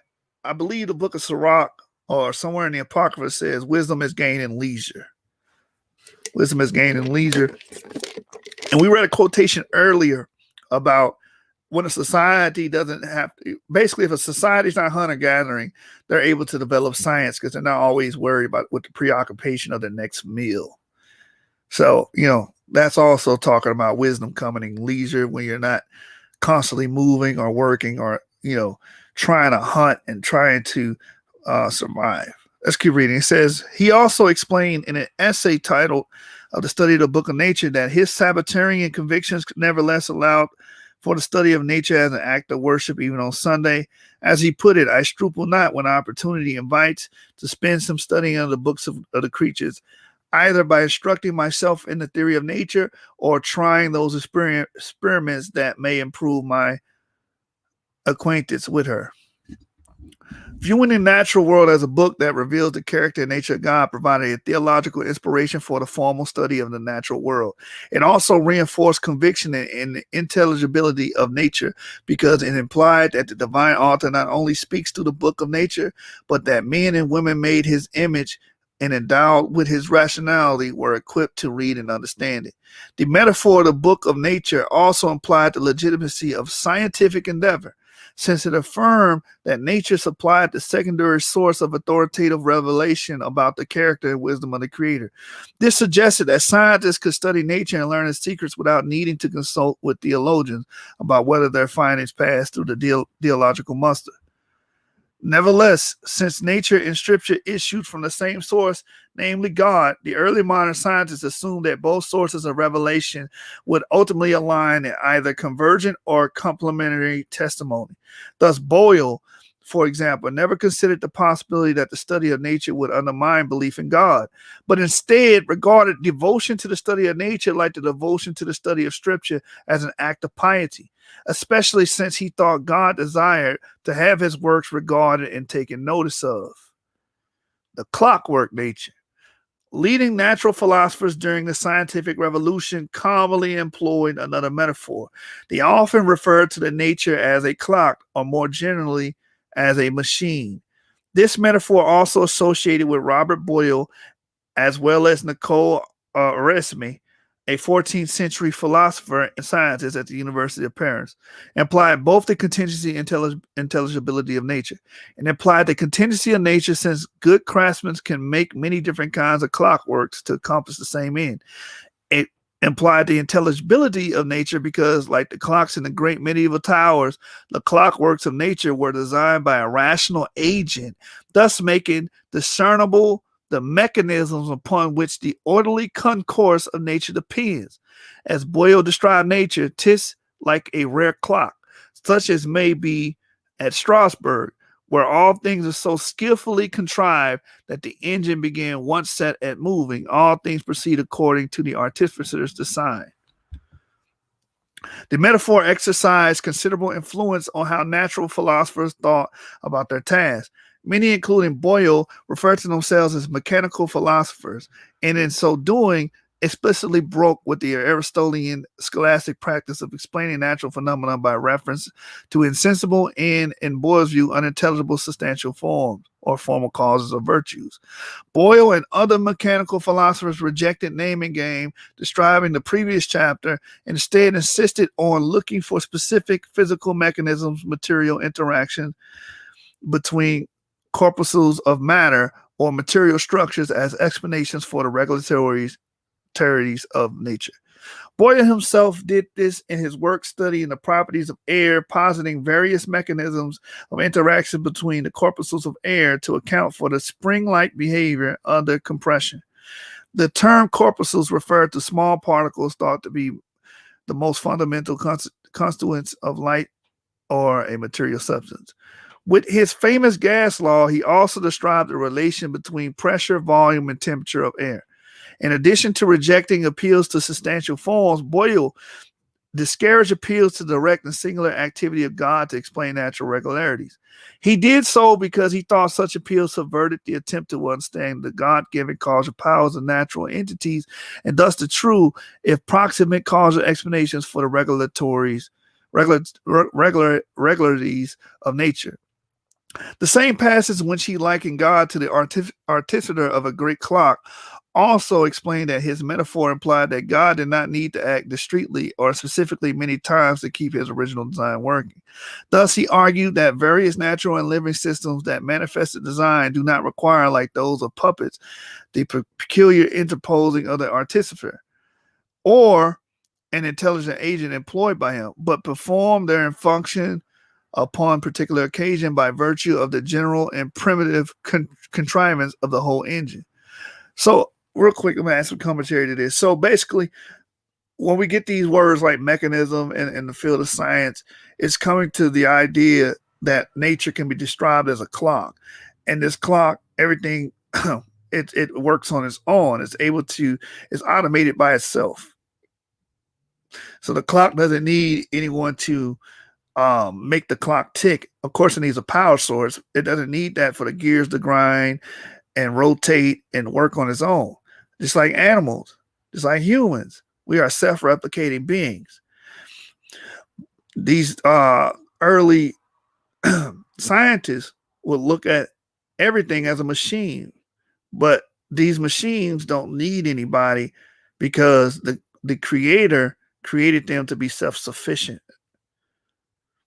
That's what he's bringing forth. That's the information that Boyle was disseminating and bringing out. Let me keep reading.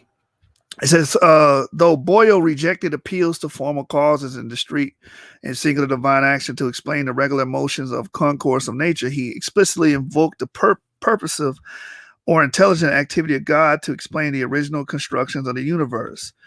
The mechanisms that made regularities possible, and especially the diverse creatures of the living world. Indeed, as historians of science Edward Davis has pointed out, Boyle developed several design arguments to explain the origin of animals, the fabric of the universe, and the first formation of the universe.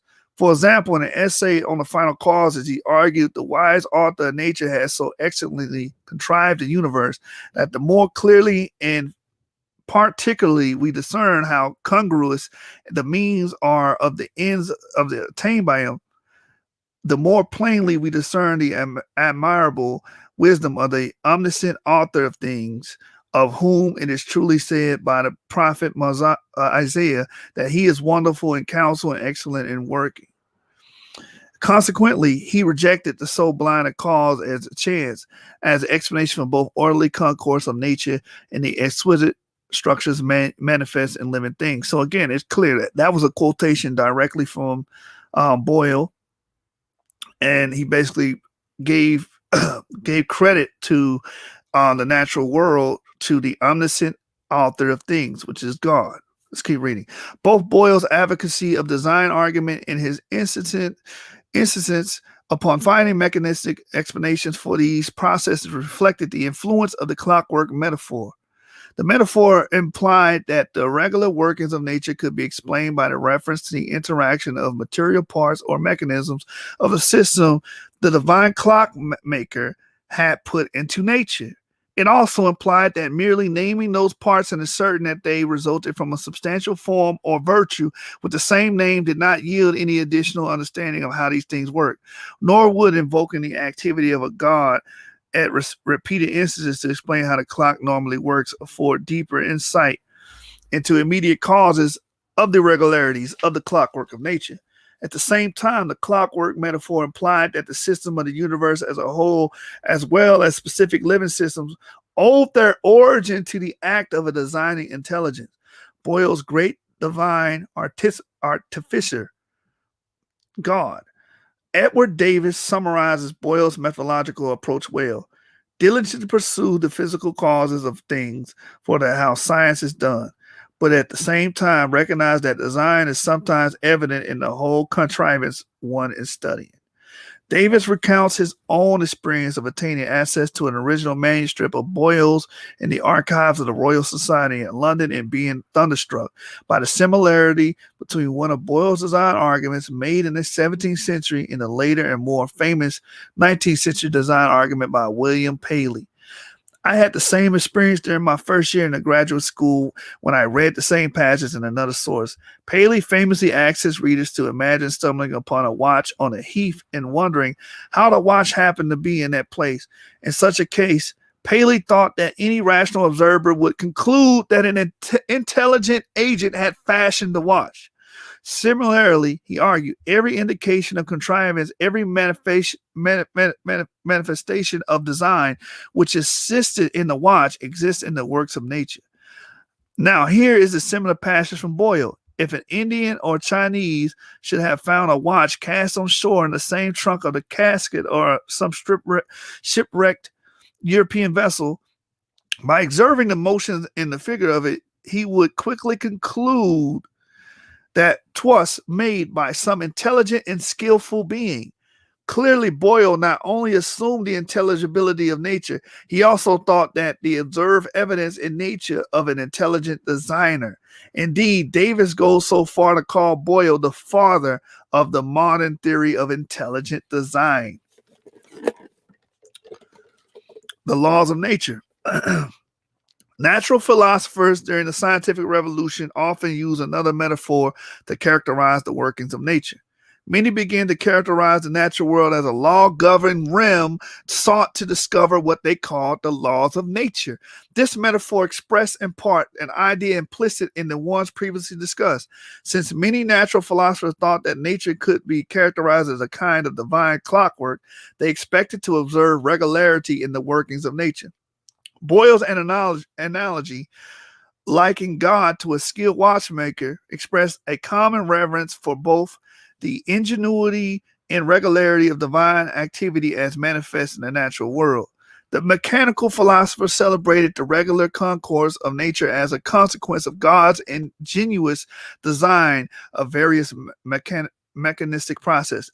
For example, they thought that the predictable relationship between temperature, pressure, and volume of gas described by Boyle's law derived more fundamentally from the mechanistic interactions of corpuscles of air and their God-given properties. For them, the regularity of natural phenomena derived from the original design of mechanisms that made those phenomena possible, just as the regular movement of the hands of a clock derived from the underlying design of the arrangements of cogs and springs. Nevertheless, many natural philosophers also concede that the laws of nature as a more direct expression of God's orderly governance.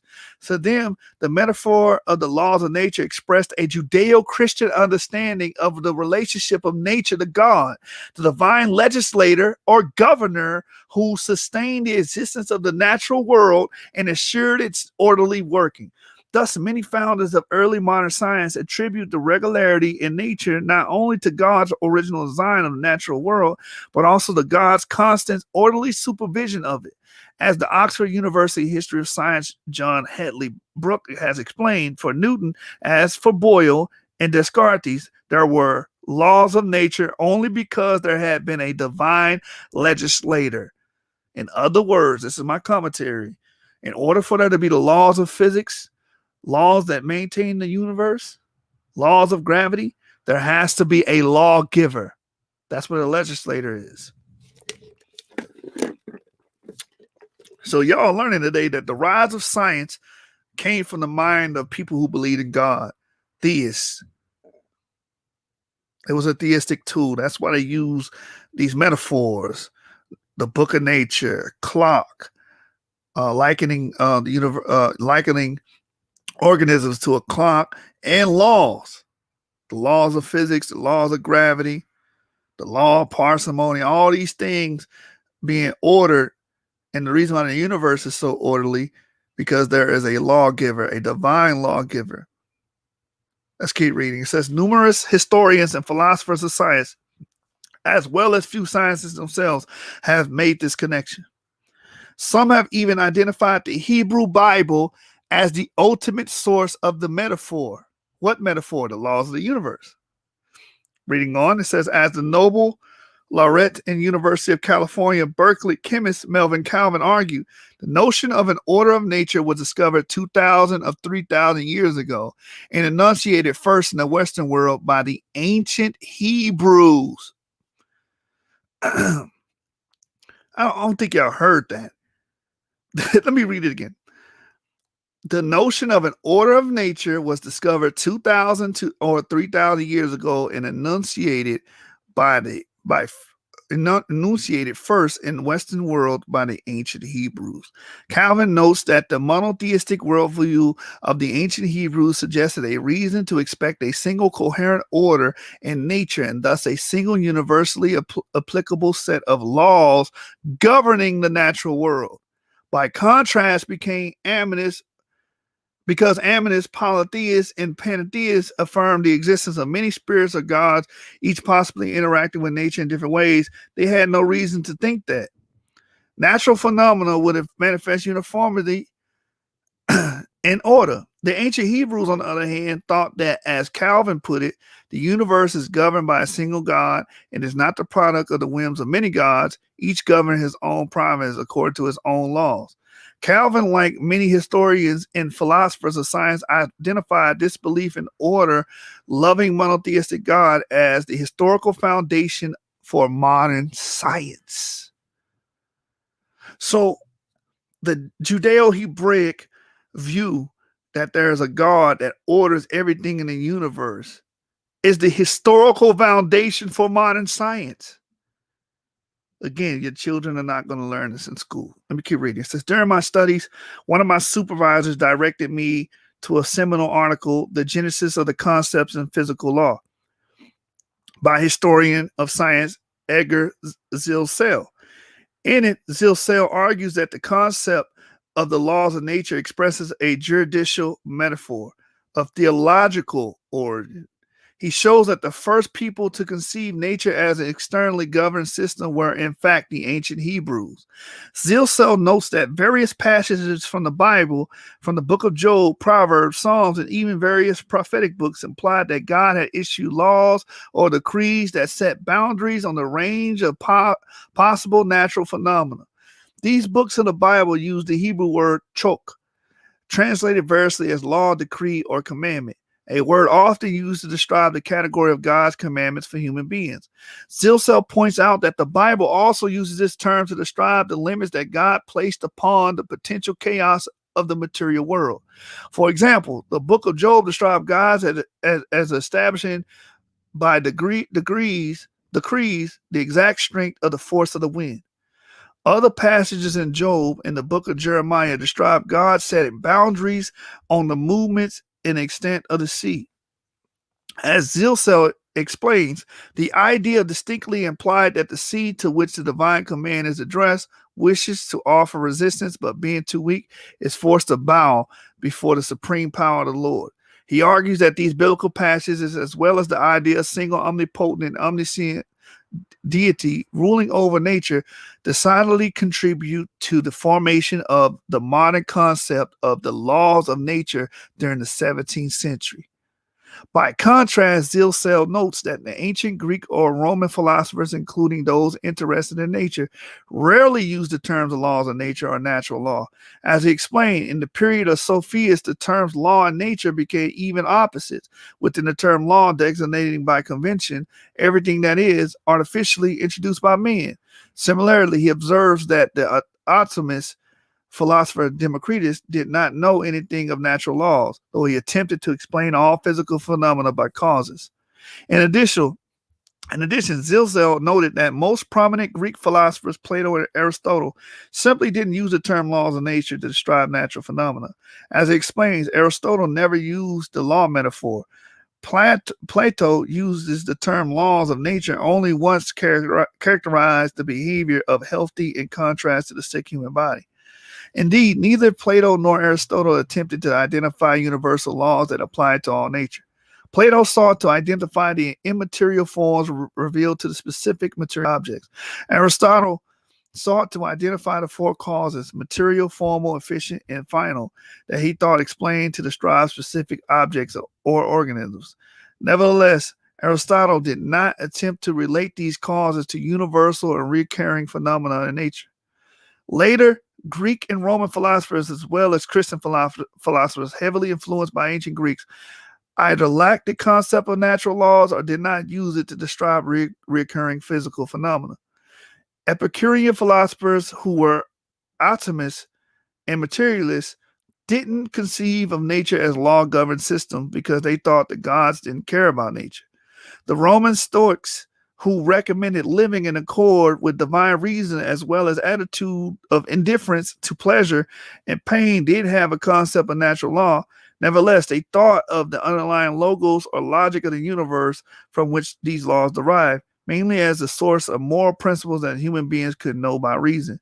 Similarly, many Christians, Neoplatonians, and Christian Aristotelians during the Middle Age did use the term natural law, but only to refer to the moral law knowable by reason, not to the regularities observed by the physical world.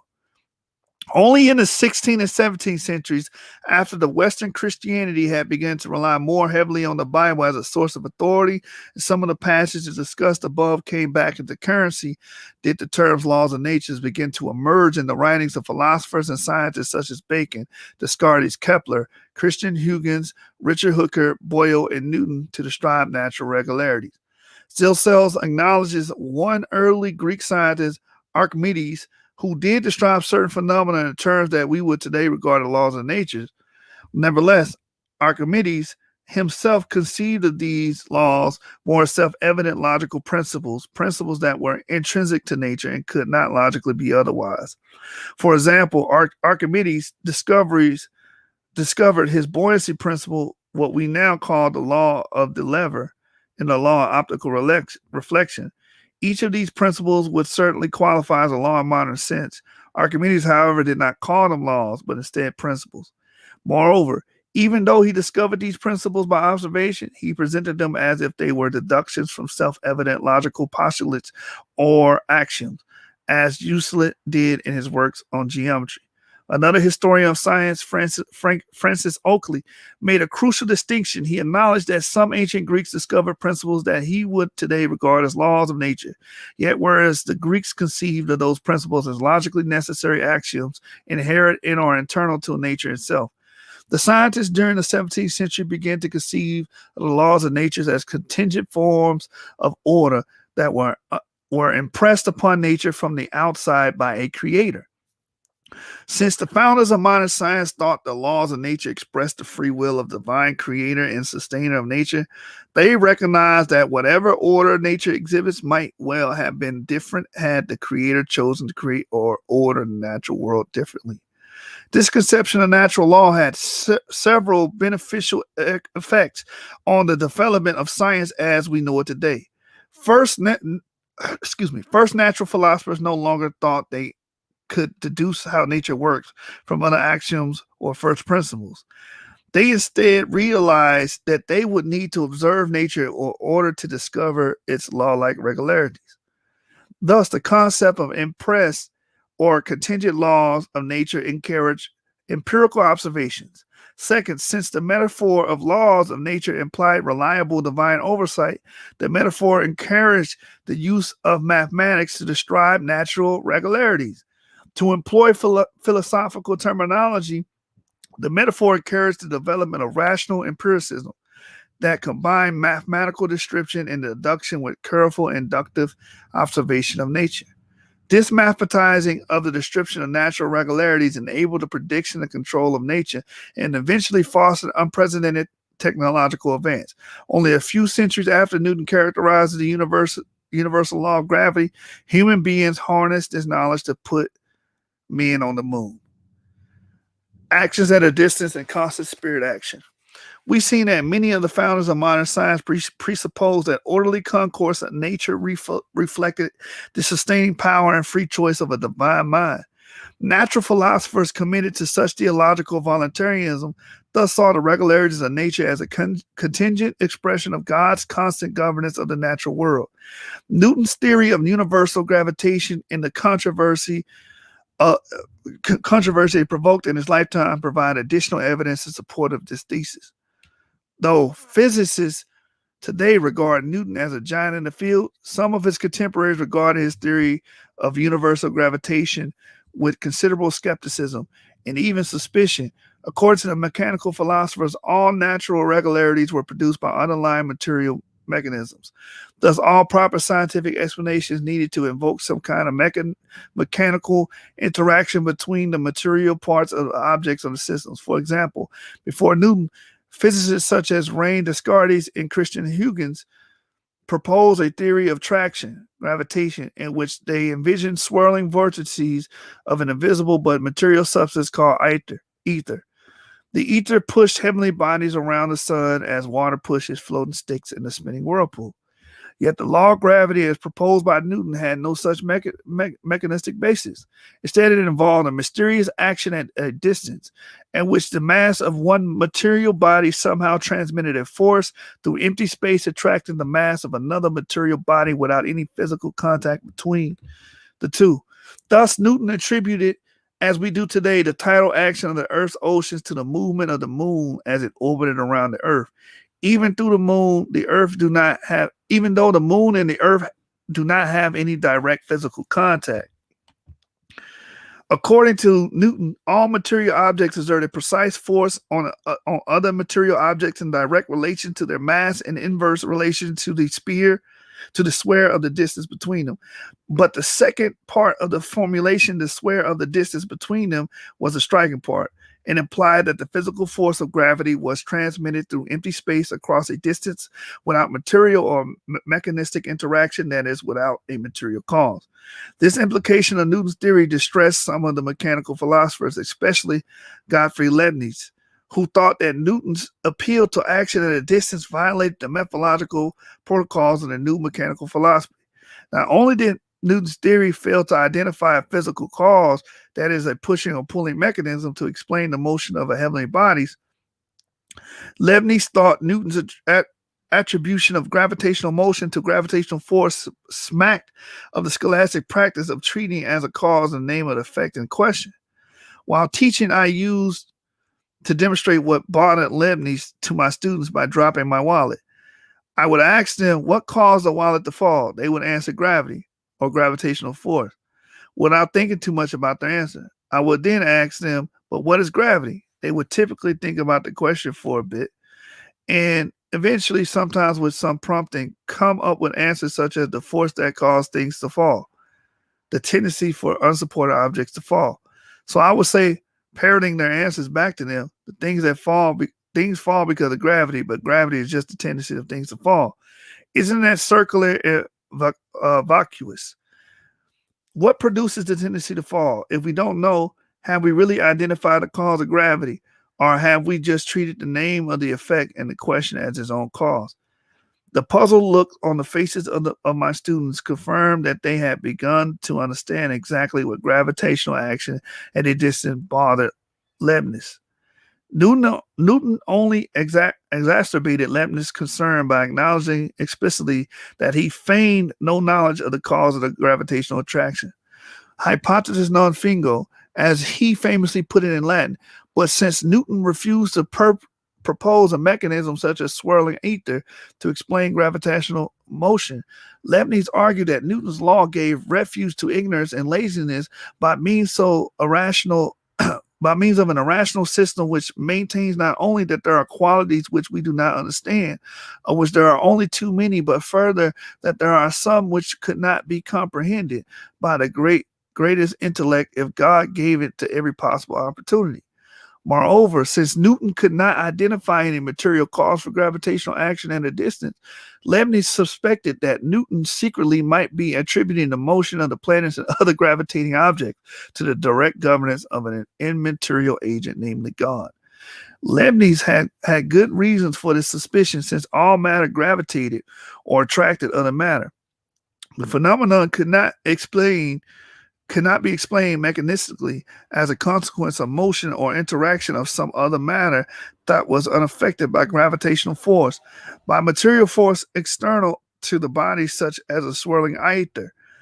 For example, if Newton had invoked some other mechanism to explain why all matter gravitates, the matter out of which that mechanism was composed would itself gravitate. In that case, the attractive capacity of that matter would itself need explanation, presumably by some other material mechanism. But that would raise the same question all over again, thus quickly denigrating into an infinite regress. To Leibniz, this approach constituted a recourse to absurdities that left only two other options, since Newton's system precluded an appeal to matter external to the body, such as a swirling ether. His theory would need to refer to either some intrinsic property of matter or some immaterial entity as the cause of gravity. But Leibniz thought appealing to the properties internal to the material bodies, a gravitational virtue, an attractive form, or even gravitational force, constituted a return to the vacuous and unintelligible scholastic practice of attributing causal powers to the name of the effect. What if anything, he reasoned, was the difference between saying that gravity is caused by gravitational force and saying that bread nourishes because of the nutritive virtue? Thus, Leibniz argued the only alternative to such absurdities in the Newtonian system was a perpetual miracle. As he stated, if gravitational attraction is not a miraculous, it's false. Let's keep going. Though a theist, Leibniz rejected attributing the regularities in nature to God's direct and constant governance. For Leibniz, a proper respect for the wisdom of God required seeing a pre-established design built into matter from the beginning, not a constant regulation of matter by the divine spirit. As Leibniz argued, God's excellency arises also from his wisdom, whereby his machine lasts longer and moves more regularly than those of any other artist whatsoever. Leibniz saw such a wisdom as a consequence of a primitive active force or intellectually embodied in all corporeal substances, ensuring the orderly progression of the material world according to God's purposes.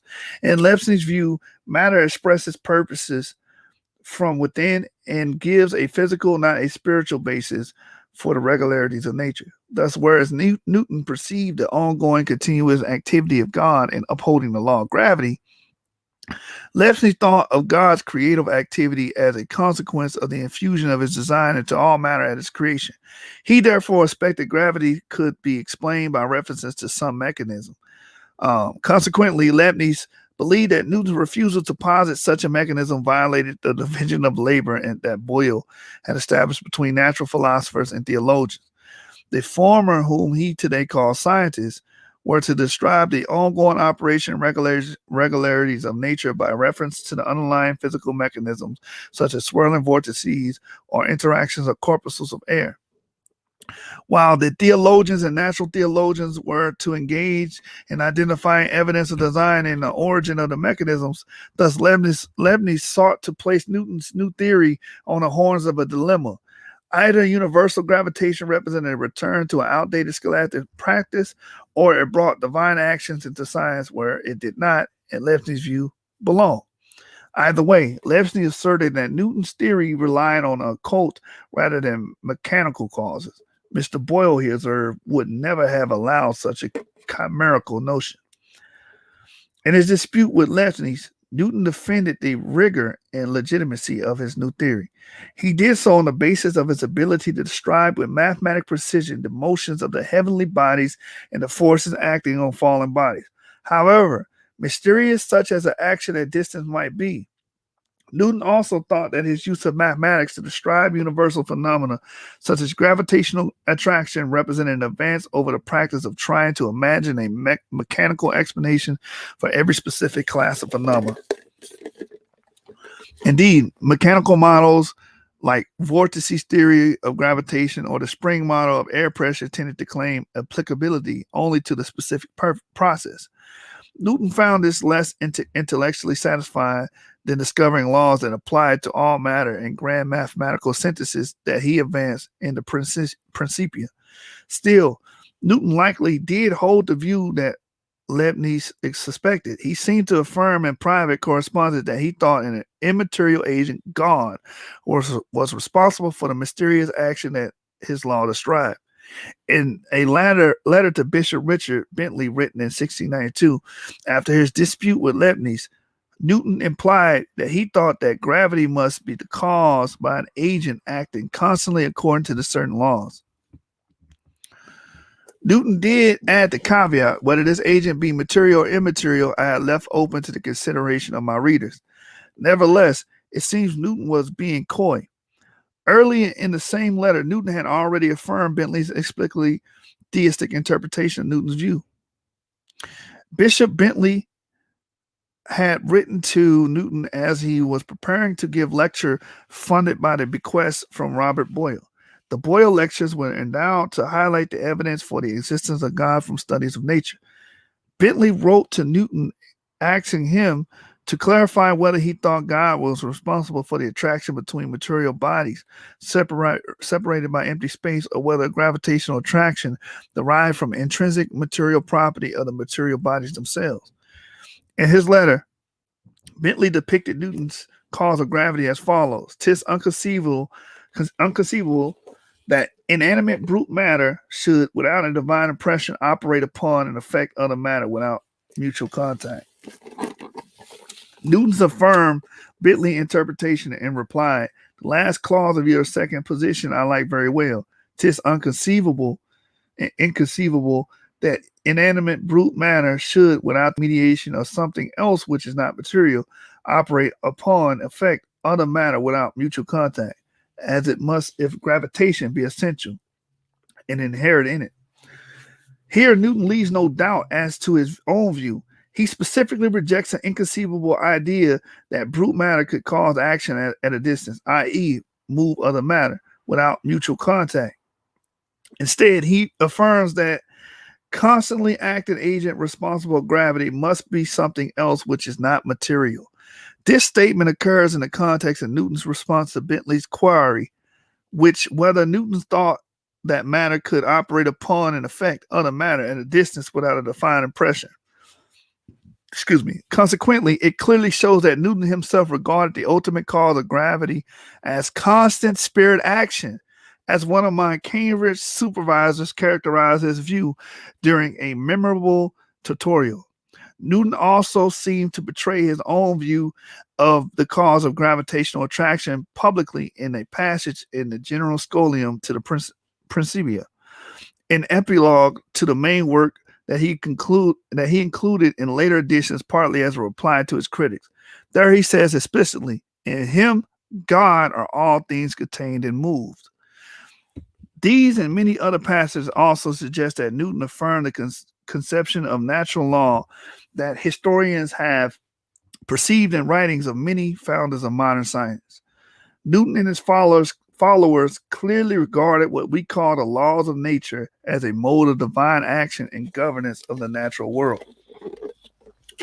The laws of nature not only reflected the past action of a divine creator who established the conditions necessary for orderly and regular natural processes, but the fundamental laws of nature also depend upon the ongoing and sustaining activity of a divine legislator. As the University of Cambridge historian of science Simon Schaffer has explained, Newton thought what we call the laws of nature manifested the essentially divine will evident in the common concourse of nature. I know that was a bit wordy, but it's clear that Newton was a proponent of God, and he used God as an explanatory tool to explain the nature of the universe. You understand? Right. Shout out to R.A. Nasi.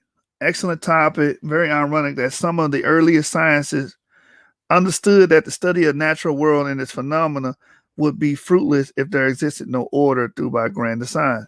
Exactly. R.A. also says, because that when they knew God, they glorified him not as God, either were thankful, but became vain in their imaginations, and their foolishness heart was darkened. Yeah, Romans 1:21. This book is dropping so many gems, and it was just recently published. How did you hear about it? Thanks for sharing this crucial information. I knew about it because he advertised it. I follow Dr. Meyer. I've been following him for a while. And he advertised it, and he said he was going to drop the book, and I pre-ordered it as soon as I was able to pre-order it, and it came out last month, so I was able to get my hands on it. Shalom, Brother Sean. All right, let's get back into the book. The importance of design arguments during the scientific revolution. Each of these three metaphors, the book of nature, the clockwise of nature, the clockwork of nature, the laws of nature, express and presuppose belief in a divine creator and or sustainer of the natural world. Nevertheless, many of the founders of modern science did not just assume or assert by faith that the universe had been designed by an intelligent agent. They also argued for this hypothesis based on discoveries in their fields of study. Johannes Kepler perceived intelligent design in the mathematical precision of planetary motion and three laws he discovered that describe that motion. Robert Boyle insisted that the intricate clock-like regularity of physical laws and chemical mechanisms, as well as anatomical structures in living organisms, suggested the activity of a most intelligent designing agent. Carl Linnaeus later argued for design based upon the ease with which plants and animals fell into orderly groups within groups systems of classification. Many other individual scientists made specific design arguments based upon empirical discoveries in their fields. This tradition attained an almost majestic rhetorical quality in the writings of Newton. Newton not only viewed gravitational action at a distance as a manifestation of God's power, but he also made many powerful design arguments based upon other biological and astronomical discoveries. Newton viewed the order described by the laws of nature as a mode of divine action, but he also thought that many specific arrangements of matter, each subject to those laws, gave evidence of the design of intelligent and powerful being. For example, in the Optics, his major treatise on light, Newton argued that the uncanny match between optical properties of light and the structure of the mammalian eye suggested foresight in design. As he explained, how came the bodies of animals to be contrived with so much art? And for what end were there several parts? Was the eye contrived without skill in optics and the ear without knowledge of sounds? And these things being rightly dispatched, does it not appear from a phenomena that there is a being incorporeal, living, intelligent, and omnipresent? Writing in a general scholium, the epilogue of the Principia, Newton suggested that the stability of the planetary systems depended not only upon the regular action of a universal gravitation, but also upon precise initial positioning of planets and comets in relation to the sun. As he explained, though these bodies may indeed preserve in their orbits by the mere laws of gravity, they could by no means have at first derived the regular positions of the orbits themselves from those laws. Thus, this most beautiful system of the sun, planets, comets could only proceed from the counsel and dominion of the intelligent and powerful being. As John Hedley Brooke has pointed out, Newton thought that knowledge of God's power and wisdom could be inferred from the intelligence seemingly displayed in the design of nature. Many historians of science, the kind you encounter in physics textbooks or in new atheist books and videos, claim that Newton depicted a mechanistic universe, an autonomous, self-organizing, and self-maintaining world machine, one that left no place for the activity of a divine creator, sustainer, or legislator of nature. This view misrepresents Newton in three ways. First, he rejected the idea of gravity with a mysterious action at a distance could be explained by a mechanistic cause. Second, Newton thought that laws of nature expresses God's way of ordering brute matter through the constant action of its will and spirit. Third, Newton saw evidence of initial acts of intelligent design in the complex configuration of matter in both the solar system and biological systems. From Newton to Dawkins, presuppositions derived from a Judeo-Christian worldview help to inspire and shape the foundation of modern science, and the founders of modern science themselves perceive evidence in support of those presuppositions. including the idea that life and the universe owe their origin to the activity of a being incorporeal, living, intelligent, and omnipresent. How then did we get from Newton to Dawkins? How did the theistic foundations interpretations of the scientific enterprise in the 16th and 17th and early 18th centuries give way by the 19th and 20th centuries to the perception of the conflict or even warfare between science and religious belief? How did the ideas that nature displays the handiwork of the Creator, central to the vigorous program of natural theology advanced by scientists such as Kepler, Boyle, and Newton, get completely overturned, so that the world's best-selling science popularizers in the 21st century could write a book claiming that science properly understood renders belief in God so incredibly improbable as to effectively a delusion? Clearly, an enormous intellectual shift has occurred in the West since the founding of modern science. But what caused it?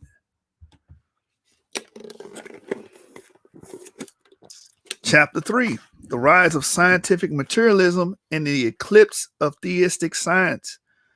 Belief in a rational and intellectual creator inspired development of modern science. Yet after the 18th century, this understanding gave way to a perception advanced by many powerful voices that science and religious belief are at war. What produced this dramatic shift? Early in my study of the history and philosophy of science, I found myself confronted with the question. During my first year at Cambridge, I developed a particular fascination with Newton and the way in which he so closely integrated his theistic and even biblical ideas into the development of the most foundational theories of physics. As one of my supervisors put it to me, if you miss Newton's theism, you missed everything. Newton not only had profoundly theistic philosophy of nature, but he also developed several compelling, at least at the time, arguments for natural theology, that is, arguments for the existence of God based upon observation of complex systems in the natural world. I didn't have to go far, however, to find evidence of the opposite view of what science tells us. As I read the works of the late 19th century biologists, I came face to face with an entirely different philosophy of science. Science, then, the one that had inspired the scientific revolution.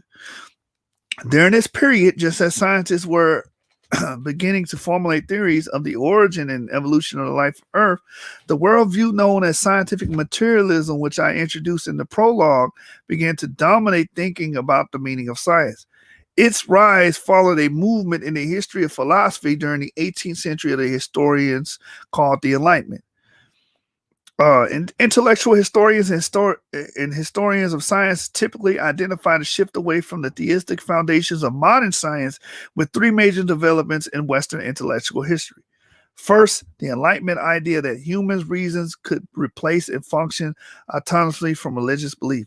Second, the increasing skepticism about the existence of God, or at least about the soundness of the arguments for God's existence among many Enlightenment philosophers. And third, the rise of scientific materialism with it both new norms and scientific practice in a worldview allegedly based on science that affirms matter and energy rather than God as the fundamental reality from which everything else comes. Reason and religion during the Enlightenment. Newton died in 1727. In the years following, scientists continued to demonstrate the power of the systematic investigation of nature. Increasingly, Enlightenment philosophers extolled the virtues of reason and science over religion as a source of authority and knowledge. Indeed, many philosophers viewed science and reason generally as a source of authority that could and should replace revealed religion. The idea seemed increasingly appealing in Europe after centuries of strife and warfare pitting Catholics and Protestants against each other, waged in part over competing claims about sources of religious authority. After the ravages of 30 Years' War, 1618-48, many Europeans felt exhausted by religious conflict, leaving them open to new perspectives, even radically new ones. In addition, French philosophers such as Voltaire and later Comte, writing after the Enlightenment, viewed science as perhaps the best example of the power of human reason and the most reliable source of knowledge. They assumed that science could function autonomously from religious belief, and thus independently from presuppositions such as intelligibility, contingency, and uniformity of nature. That Christian theism supplied as part of the original epistemological foundation of modern science. Natural philosophers, or scientists, as the English philosopher William Whewell dubbed them in 1833, still sought to discover the laws of nature and mechanisms of the great clockwork of nature. But these metaphors gradually lost their original theological connotations.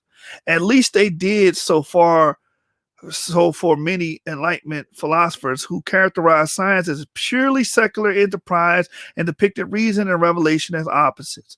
One prominent Enlightenment philosopher specifically appropriated the idea of the laws of nature as reason to reject theistic belief. The skeptical empiricist David Hume argued that lawful concourse of nature precluded the possibility of miraculous intervention by a transcendent God. Miracles, he said, are impossible because they violate the laws of nature. He depicted that these laws as autonomous entities rather than descriptions of how God normally chooses to order material world, as Newton and earlier scientists had believed. Hume justified his rejection of the possibility of miracles by insisting that uniform or repeating human experience demonstrated that the natural laws could not be violated. As he explained, a miracle is a violation of the laws of nature, and as firm and unalterable experience had established these laws, the proof against miracle from very nature of the fact is as entire as any argument from experience can possibly imagine. Hume advanced the theory of knowledge known as radical empiricism. Empiricism asserts that observations of the natural world through the five senses offer the only sure path to knowledge. As such, it provides the only reliable source of ideas in our minds. Hume's rejection of the possibility of miracles reflected this view because they asserted that uniform human experience derived through the senses had established the laws of nature, and human beings had never observed any exception to them. As he noted, nothing is esteemed a miracle if it ever happened in the common course of nature. Thus, Hume not only argued that miracles violate laws of nature, he also argued that our experience has established that what we call natural laws admit no exceptions. In short, miracles violate the laws of nature, and the laws of nature could not be violated, therefore miracles are impossible. Hume's argument against nature implied that only kind of God that could exist, if any existed at all, will be a remote deistic being who never intervened or otherwise acted discreetly or discernibly in nature. Hume's radical empiricism further implied, if subtly, that belief of God itself could not have a sound basis in reasons because God fails to qualify as a sort of entity that human beings could observe through five senses. The French philosopher Auguste Comte, another radical empiricist and the founder of philosophy of science known as positivism, advanced an even more explicit dichotomy between science and religious belief. Writing in 1840s, he maintained that the advanced knowledge occurred in three phases: a theological phase, a philosophical phase, and finally a positive or scientific phase. Comte argued that in the theological phase, people invoked the mysterious actions of gods to explain natural phenomena, whether electrical storms or the spread of contagious disease. In a second, more advanced metaphysical stage, philosophers offered abstract concepts like Plato's forms or Aristotle's final causes as explanations of natural phenomena. According to Comte, human beings only attain real or positive knowledge when they replace such superstitions and abstractions and explain natural phenomena by reference to natural laws or strictly material mechanisms. Thus, he secularized two of the theological metaphors, nature as a mechanism and lawful realm, that had previously expressed the theistic inspiration for doing science. Let me add some commentary here. So these secularists that came out of the French Enlightenment era, they took these terms, they hijacked these terms that came from theistic implications that that implied that God was the supreme or prime mover of the universe. Mechanisms, the clock analogy, many of these things were hijacked by these secularists, and they took God out of the picture. Let's keep reading. It says, moreover, he insisted that the science properly practiced could make no reference to divine action to explain any events or phenomena. Instead, he explaining these scientifically or positively required showing how such phenomena explain the laws of nature, now understood as entities that existed autonomously from the divine will or governance of nature. The demise of theistic arguments. A growing skepticism among Enlightenment philosophers about the classical arguments for God's existence, about the God hypothesis, provided an additional reason for the secularization of knowledge. In the late 18th century, leading philosophers such as David Hume and Immanuel Kant denied the soundness of the two of the classical and most formidable arguments for God's existence from nature. Hume raised powerful philosophical objections to the design argument. Kant expressed skepticism about the cosmological argument, though not necessarily the design argument of the existence of God. The classical design argument begins by noting certain highly ordered or complex features in nature, such as the configurations of planets or the architecture of the vertebrate eye. It proceeds to argue that such features must have arisen from the activity of a pre-existent intelligence, typically equated with God. The cosmological argument assumes the principles of causality or the principle of sufficient reason, the idea that every event must have a cause or a reason for its occurrence or existence. It seeks to deduce a necessary being, that is God, as the first cause or sufficient reason for the universe's existence. Medieval Muslims scholar developed one of the most famous versions of the cosmological argument, known as the Kalam argument. It asserted that the universe had a temporal beginning, a proposition that philosophers typically sought to justify by showing the logical or mathematical absurdity of an infinite regress of cause and effect. The argument concluded that the beginning of the physical universe must have resulted from an uncaused first cause that exists independently of the universe. The argument was typically expressed in a syllogism. Whatever begins to exist must have a cause. The universe begins to exist. The universe must have a cause for its existence. By further steps of reasoning, proponents of Kalam argument deduced that the necessary first cause of the universe must transcend the physical universe, since a cause is necessary separate from its effects, and must be personal, since only a personal agent can discreetly to initiate a new line of causation without its actions being caused by a prior set of necessary and sufficient material conditions. Finally, proponents of the Kalam argument equated the first transcendent and personal cause with God. Throughout Western history, many philosophers and scientists have formulated arguments for the existence of God, some based upon the observation of the natural world. Consequently, many Western thinkers also view science and theistic belief as mutually reinforcing.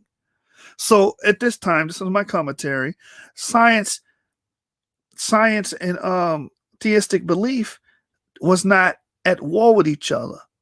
It was mutually reinforcing. They worked together. Like the causation argument. If the universe has a beginning, something outside of it had to create or spark or cause that beginning. That's what the Kalam argument was. All right, let's keep reading. It said, yet skepticism about the most empirically based theistic arguments, such as the cosmological and design arguments, gradually became more pervasive after the end of the 18th century, largely because of developments within philosophy that were later reinforced by new scientific theories or interpretations of them. The demise of the cosmological argument. The philosopher Immanuel Kant, for example, undermined confidence in the cosmological argument. He did so by casting doubt on the validity of the second premise of the argument, the one affirming that the universe must have a beginning. Instead, he argued that the question of whether the universe was finite or infinite in time could not be decided by reasons. He thought that reason could lead to equally rational but contradictory conclusions, or antinomies, namely that the universe did and did not have a beginning in time. In his view, the universe might have had a beginning in time, but it could have had also resulted in an unbroken line of efforts and causes going back infinitely. Let me add commentary to that. That's still being pushed today. There's a sector of scientists that are pushing what they call the Big Mouse, not the Big Bang, where the universe is contracting and expanding, contracting and expanding. It expands and then it shrinks and then expands again. So effectively saying that the universe is eternal. It has no beginning or no end. It just starts over and it dies and then it's reborn again.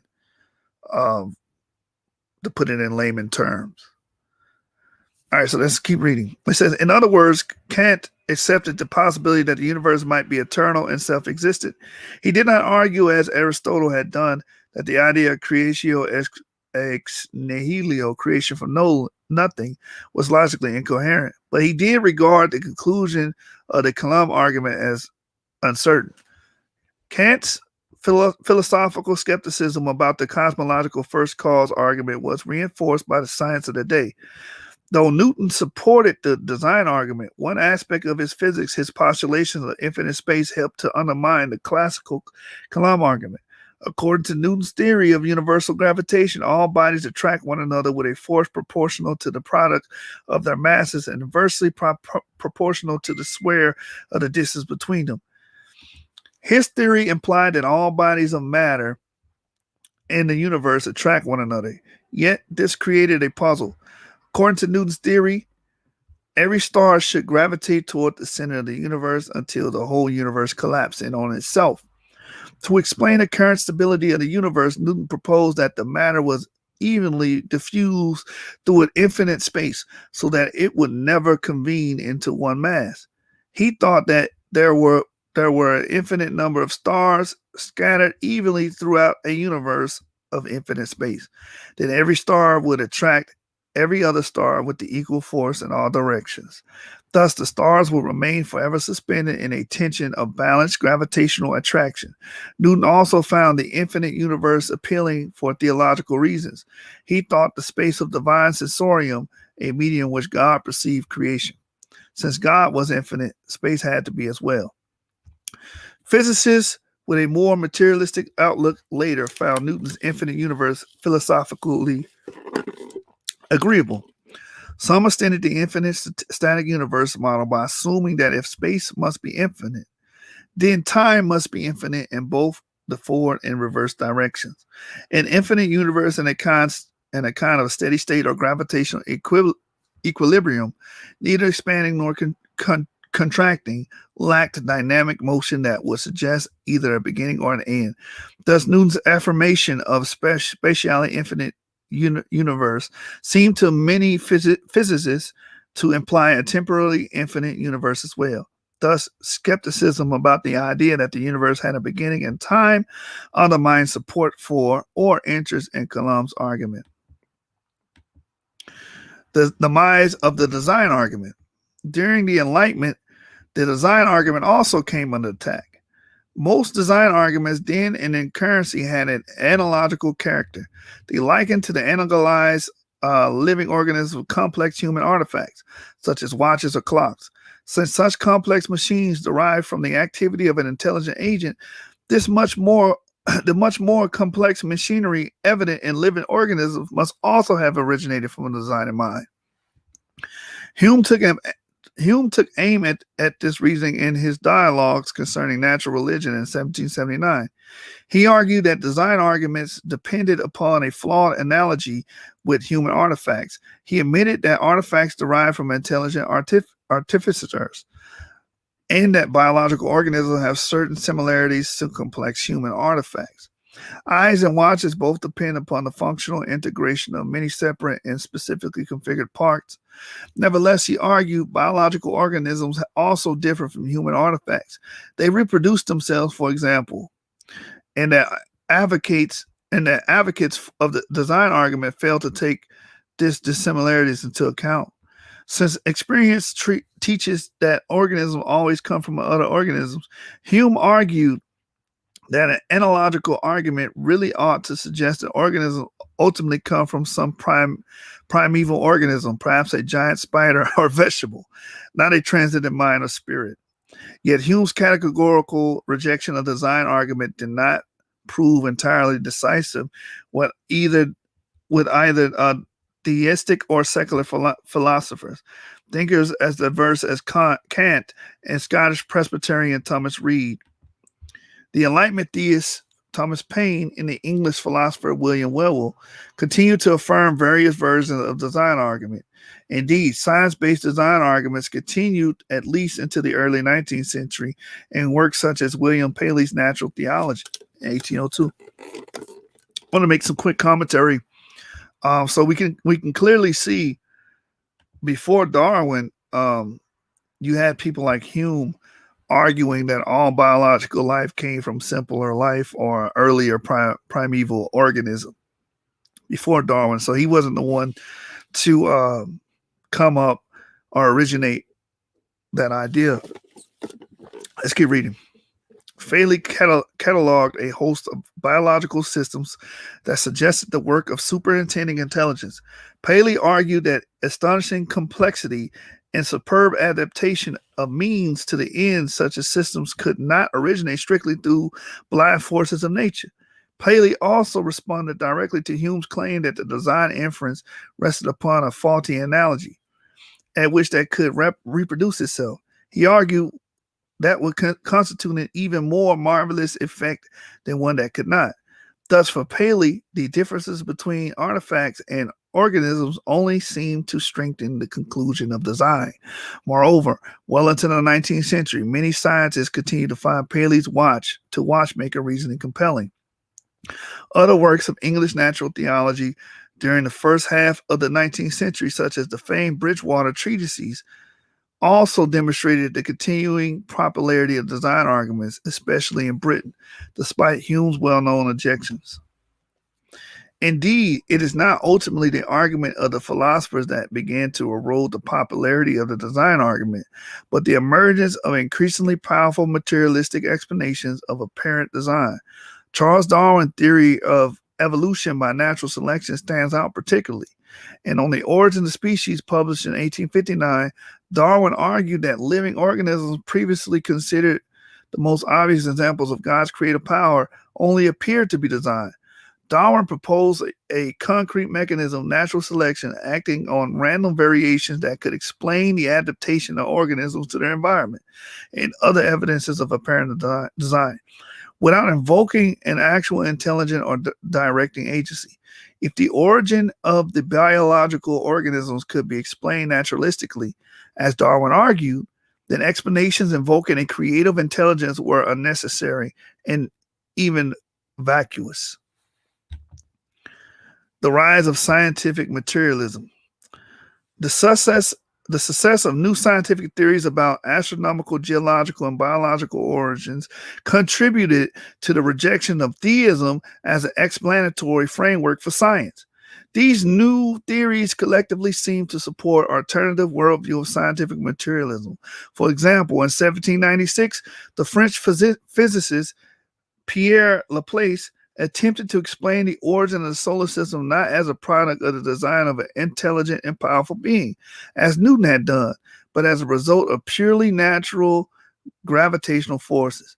In the book, The System of the World, Exposition System du Monde, Laplace outlined a scenario by which planets may have formed from the hot atmospheric gases surrounding the sun and other rotating stars, known as the nebular hypothesis.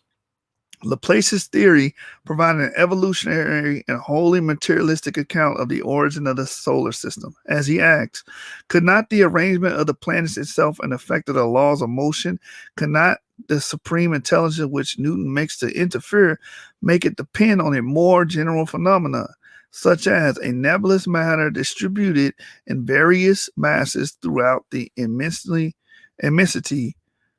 of the heavens. Beginning in 1798, Laplace published a treatise of celestial mechanics, a multi-volume companion to his earlier work. He described an ongoing operation of the solar system in precise mathematical detail. In 1802, he presented some of the work to the new French Emperor, Napoleon Bonaparte. According to later and possibly apocryphal reports, when Napoleon eventually summoned Laplace to discuss his work, he questioned the scientists directly about the role of God and the origin of the solar system. The emperor asks, "They tell me you have written a large book on the systems of the universe and have never even mentioned its creator." Laplace reportedly issued the now famous reply, "Sire, I had no need of that hypothesis." Historians are uncertain about whether Laplace actually said these words, in part because the first reported quotations of them don't appear until 1825. Yet the earliest reports of the encounter certainly capture a shift in the perspective about whether the God hypothesis could play an explanatory role in any aspect of the natural sciences. The English astronomer Sir William Herschel, the only eyewitness to the encounter between Laplace and Napoleon, reports that in response to the First Council, Napoleon asked him, Laplace, "And who is the author of all this?" Laplace replied by indicating, as Herschel paraphrases his response, "A chain of natural causes would account for the construction and preservation of the wonderful system." And clearly, Laplace's treatise and his earliest system of the world provided a fully naturalistic account, not only of the ongoing operation of the celestial system, but also its origin. Thus, Laplace's work marked a change in approach among many scientists. Developments in other fields supported this trend. In geology, Charles Lyell explained the origin of the Earth's most dramatic topographical features, mountain ranges and canyons, as a result of slow, gradual, and completely naturalistic processes of change. In biology, as noted, Darwin's evolutionary theory sought to show that the blind process of natural selection acted on random variations accounted for origin of new forms of life without any divine guidance. Living organisms only appear to be designed, as biologist Francisco Ayala has explained. The functional design of organisms and their features would seem to argue for the existence of a designer. It was Darwin's greatest accomplishment, however, to show that the directive organization of living organisms can be explained as a result of natural processes, natural selection, without any need to resort to a creator or other external agent. As I mentioned in the prologue, every worldview on a metaphysical system must address the question of the origins.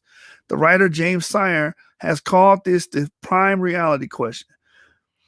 The question, what is the thing or the entity or the process from which everything else comes? By the end of the 19th century, scientists have formulated a reasonably comprehensive set of entirely materialistic theories, sketching the origin and development of life, including human life, back to the origin of Earth, and the solar system. Perhaps not surprisingly, then a worldview arose at the time, scientific materialism, that claimed to offer a comprehensive materialistic answer to prime reality question, based upon several then popular scientific theories. Changing norms, the role of methodological naturalism. It wasn't just perceived a success of materialistic theories of origins that banished God or the design hypothesis.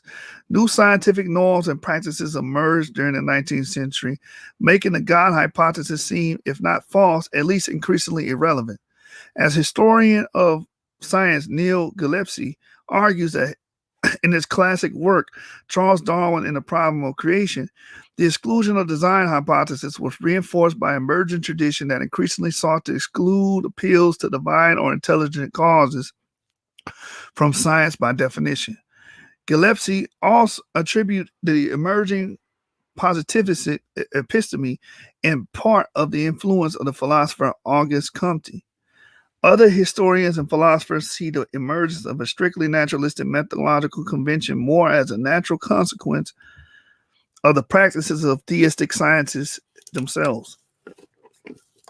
Steve Fuller has noted in correspondence with me that disagreements among the theists about the explanatory role of God in science, such as disagreement between Newton and Leibniz discussed in the previous chapter, contributed to the rise of strictly materialistic approach to scientific explanation. Uncertainties among theists about how to invoke God appropriately as a scientific explanation left scientists increasingly inclined to consider only naturalistic explanations. Either way, scientists increasingly understood that scientific theories should limit themselves to positing only materialistic entities or natural processes in scientific explanations. Positing creative intelligence violated such spoken or unspoken methodological norms. For example, in The Origin of Species, Darwin repeatedly argued against the scientific status of the perceived theory of creation. He often faulted his rivals not just for their inability to devise explanations for certain biological data, but for their inability to offer scientific explanations at all. Indeed, some of Darwin's arguments for his theory of descent with modification depended not only on newly discovered facts, but upon facts such as homology, similar structures in otherwise different animals, and fossil progression, that neither stymied nor puzzled contemporary paleontologists such as Louis Agassiz and taxonomists such as Richard Owens. Both of these eminent scientists thought such phenomena reflected prior act of mind or the plan of creation. But in Darwin's view, explanations pointed to an immaterial mind, idea, or plan did not in principle qualify as proper scientific explanations.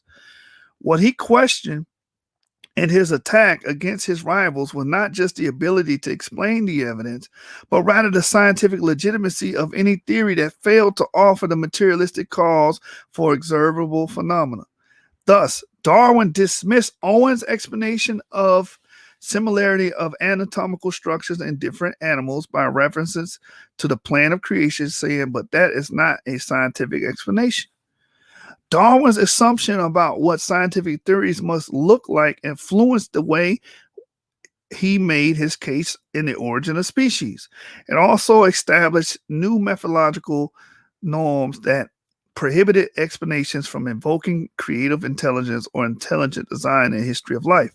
Norms prescribing such appeals contributed to the repudiation of the theistic design argument during and after the late 19th century.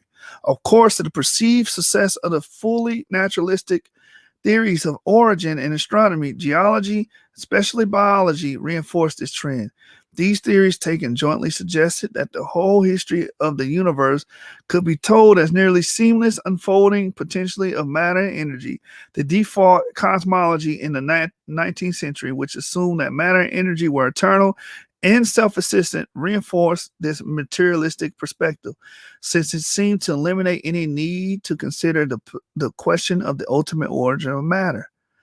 Darwin, Marx, and Freud, a comprehensive materialism. So before we read on, I want to touch on Darwin, the undermining Owens, but he's using Owens' homology, his classification system, the classifications of animal, mammalian, and so on and so forth as a framework, but he dismissed everything Owen brought to the table as far as these were archetypes from a plan of creation.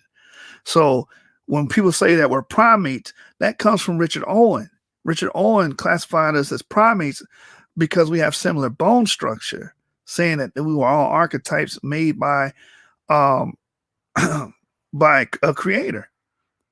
So they hijacked that, and now they say, well, we have similar bone structures because we evolved from a common ancestor. But that was not the original usage of homology. All right, so let's read on. Darwin, Marx, and Freud, a comprehensive materialism. In addition to Darwin, two other late 19th century and early 20th century figures contributed to this increasingly entrenched worldview. Both did so by developing influential social scientific theories in economics and social philosophy. Karl Marx dialectical materialism and his utopian vision of future based upon it, expressing profoundly deterministic as well as materialistic understanding of human nature. In psychology, Sigmund Freud formulated a complex characterization of the human psyche, describing the different elements and animating motivations or objectives of each part of the mind, in the process painting a strikingly deterministic vision of human nature, whereas Marx depicted human beings as determined by material needs and impersonal economic forces. Freud portrayed behavior as dictated by largely unconscious sexual desires.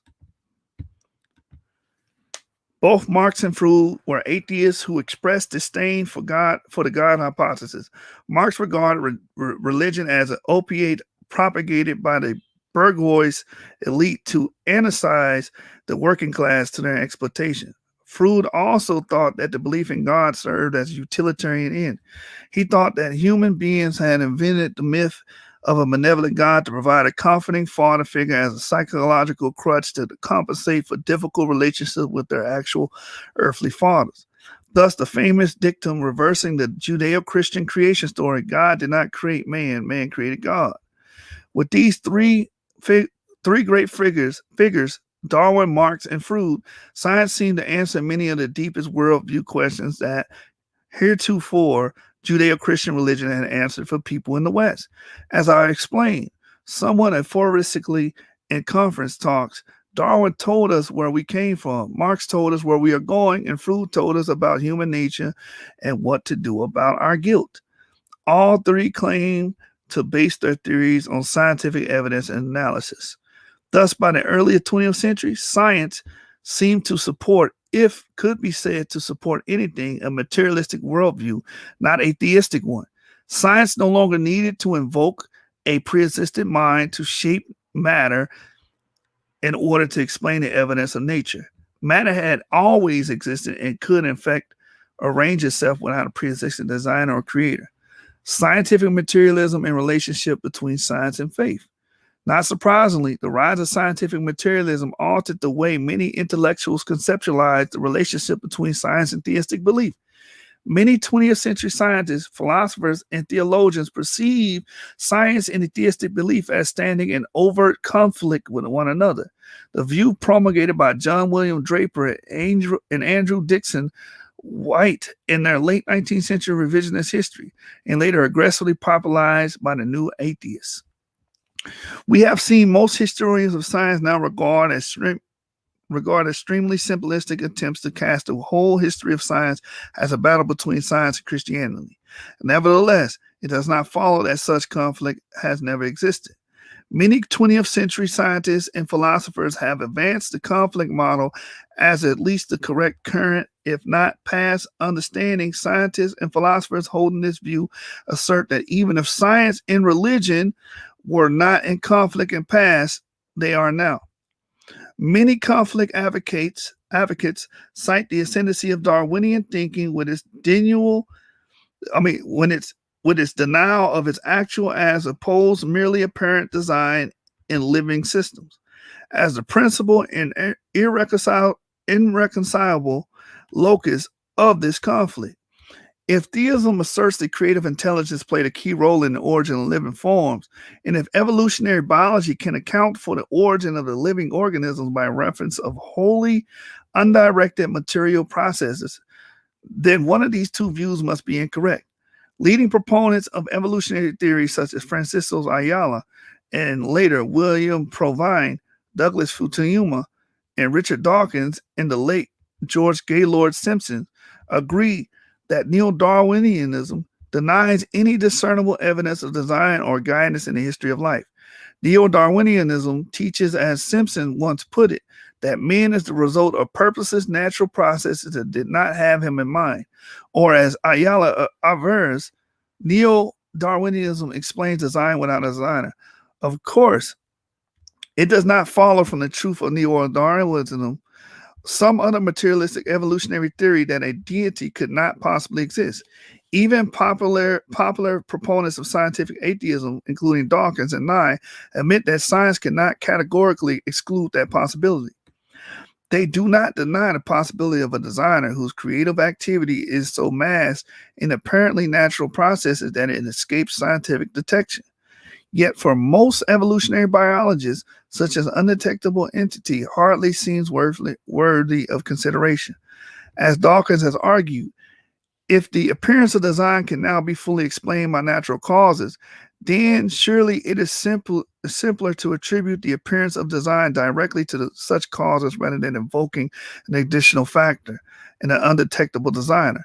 Although the existence of such designer has remained a logical possibility, the vast majority of evolutionary biologists and certainly new atheists have rejected the idea as an unnecessary and unparsimonious explanation. At the very least, neo-Darwinism makes theological explanations of life superfluous. As evolutionary biologist Douglas Fukumoya writes, other scientists have argued, however, that since science has not definitely disproved the existence of God, it does not necessarily contradict religious belief, even though explicitly theistic explanations for the origin and development of life may be unnecessary. Those who advance the new typically portray this view typically portrays science and religion as such distinct enterprises that their teachings do not intersect in significant ways. They also usually deny that the deistic religion, properly understood, makes any factual claims about humans or natural history. It claims that only about morality and meaning. For example, paleontologist Stephen Jay Gould, in his book Rock of Ages, advanced the idea that science and religion exemplify completely separate forms of inquiry, addressing completely different kinds of questions. He argues that each have the authority to speak only in their own separate realms, reflecting what he called their non-overlapping magisteria, popularly abbreviated NOMA. Though Gould, an agnostic with strong atheistic leanings, advanced this view in 1999 as an olive branch of sorts to religious believers, many theists had already advanced similar formulations. British neuroscientist Donald Mackay, physicist Howard Van Til, and biologist Jean Pond developed two such models known as complementarily associated with Mackay and Van Til, and compartmentalism or independence. Prominent theologians and philosophers such as Karl Barth, Soren Kierkegaard, and Martin Buber affirm similar views. Like Gould's nomos concept, these models asserted a religious and metaphysical neutrality of scientific knowledge. Advocates of compartmentalism and complementarity developed their models to defend theistic belief against the aggressive philosophical materialism of many conflict theories. Even so, advocates of these models have generally conceded that the failure of science-based theistic arguments. Instead, advocates of independence and complementarity or partnership in Van Til's lexicon have argued that materialistic origins theories do not necessarily contradict theological accounts of creation. Real quick, I'm gonna give some.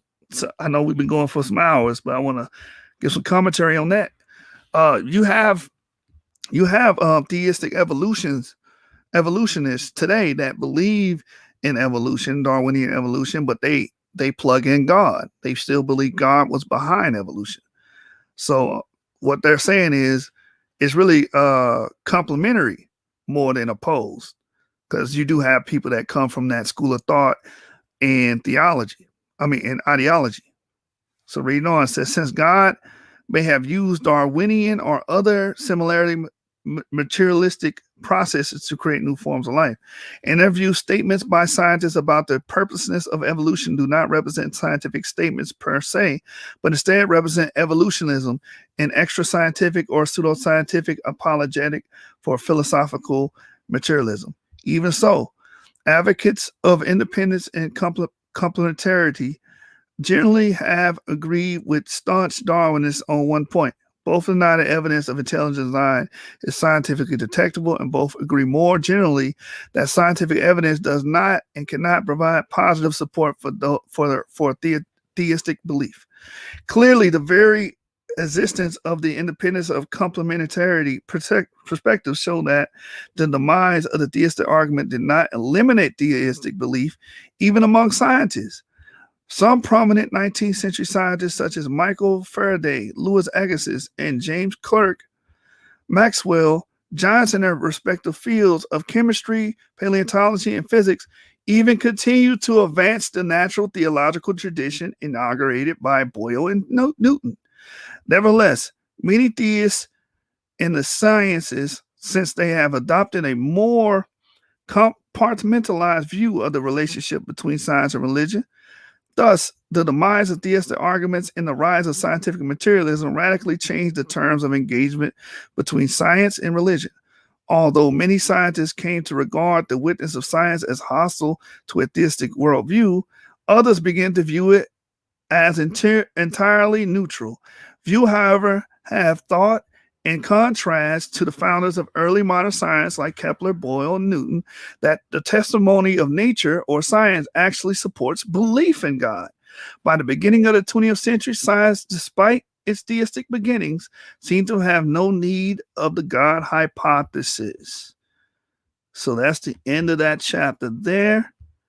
Part 2, Return of the God hypothesis. I will cover this soon. I will cover this part of the book soon. I know this book was very, very wordy and lengthy, but I would like to continue. I want to complete this book on the channel. So bear with me. But,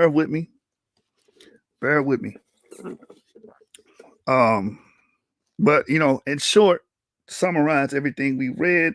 We went over the origins of modern science. We went over the rise of theistic science, the implications of it, why they thought that God necessitated the need of laws and what they were observing in the universe as far as gravity. If there's laws of nature, then there must be a lawgiver, a legislator, a divine legislator. The Kalam's argument, that if there's a beginning, if the universe has a beginning, there must be a cause, and that cause had to be God. And then we went from that period to the rise of materialism and atheism. So this book covered a lot. So it's wordy, but, gems are inside of it nonetheless. With that being stated, we're going to close out the show, and I will pick up where we left off at a later date. We're going to end the show with my brother, LV Europa. Always showing love. Yeah, I try, man. I know it's wordy, man. It's wordy, but, bear with me. Shalom to you, REA. Shalom. Let me pull up my brother LV on YouTube. Y'all can subscribe to his channel, LV Europa TV.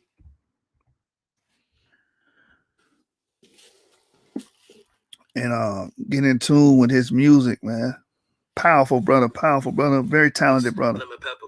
Let's go. Y'all gonna see him on your screen here now. Stay tuned. I will be completing this book in its entirety. You know how we do. We actually read books over here. Let's get it. King Los. Thanks for the reputation. Now I spit rap advice on my divination. Paintbrushes, strokes of the canvas made of hopes. They know God touched these notes. Wake up to my demonstration. Whatever's intended, no limit. I did it for need. Manuscript wrote by lip and I couldn't even read. This thoughts hereditary. Keep it in your gene. Cool. I still got gene grade in my gene pool. For the record, I wreck rooms for recreation. Recognize real rap really revolves reputation. Did deals with dudes on dailies. You pick a destination instead of a course that's pre-designated. The news said the black man is target, so I rallied all my niggas, pull them bands out the market. Invested in your spirit so you make it on the guard list. We buried in troubles, you just making sure it's guarded. Fruits of the label, we just planted in the garden. No Julius Caesar salad in my apartment. My light built for real at will, we started sparking. My bright fuse are free and will. You charging? Go ahead, mention how I do it like me. Everybody else killed for free. Rope of the house I built, go and give me my deed. Put my ashes in the ground, let it soak into a tree. Take the syrup from the branches, start rolling in the street. Get the kids on the set, let the hoes roll a leaf. And for my niggas, You get your own shit. Free your damn mind. Start jumping off your own dick roper. I got more plenty in store. Half price for all my memoirs. Memories set in stone. Just to ravel off my bone. I take matters in my own. While yours etched in a graveyard. I don't hang around. You catch a news later. Newest paper. For all my niggas who moving major. 3-piece Sue Taylor. White bitch from Baylor. Busting open the rum. Guzzling with the sailors. I hit the nail right on the head. But you the hammer. I treat the hell right in my bed. But we keep glamours. It's God voice. Nigga the standard. Defeat propaganda. For all the real ones. I'm the answer. It's Roper. Come on, man. Fucking God voice, man. Rope the people. Stop playing dumb, man. The energy is here. King Los, holla at me. I want to interview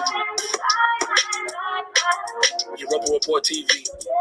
Tell that nigga to Sue Surf to holla at me, nigga. All right, man. I hope y'all got something from this. I hope it was meaningful. We will be continuing the book, and I'm going to finish this book live. We read books over here. You know how we rocking, man. 7 gang, Source gang over everything. Gang.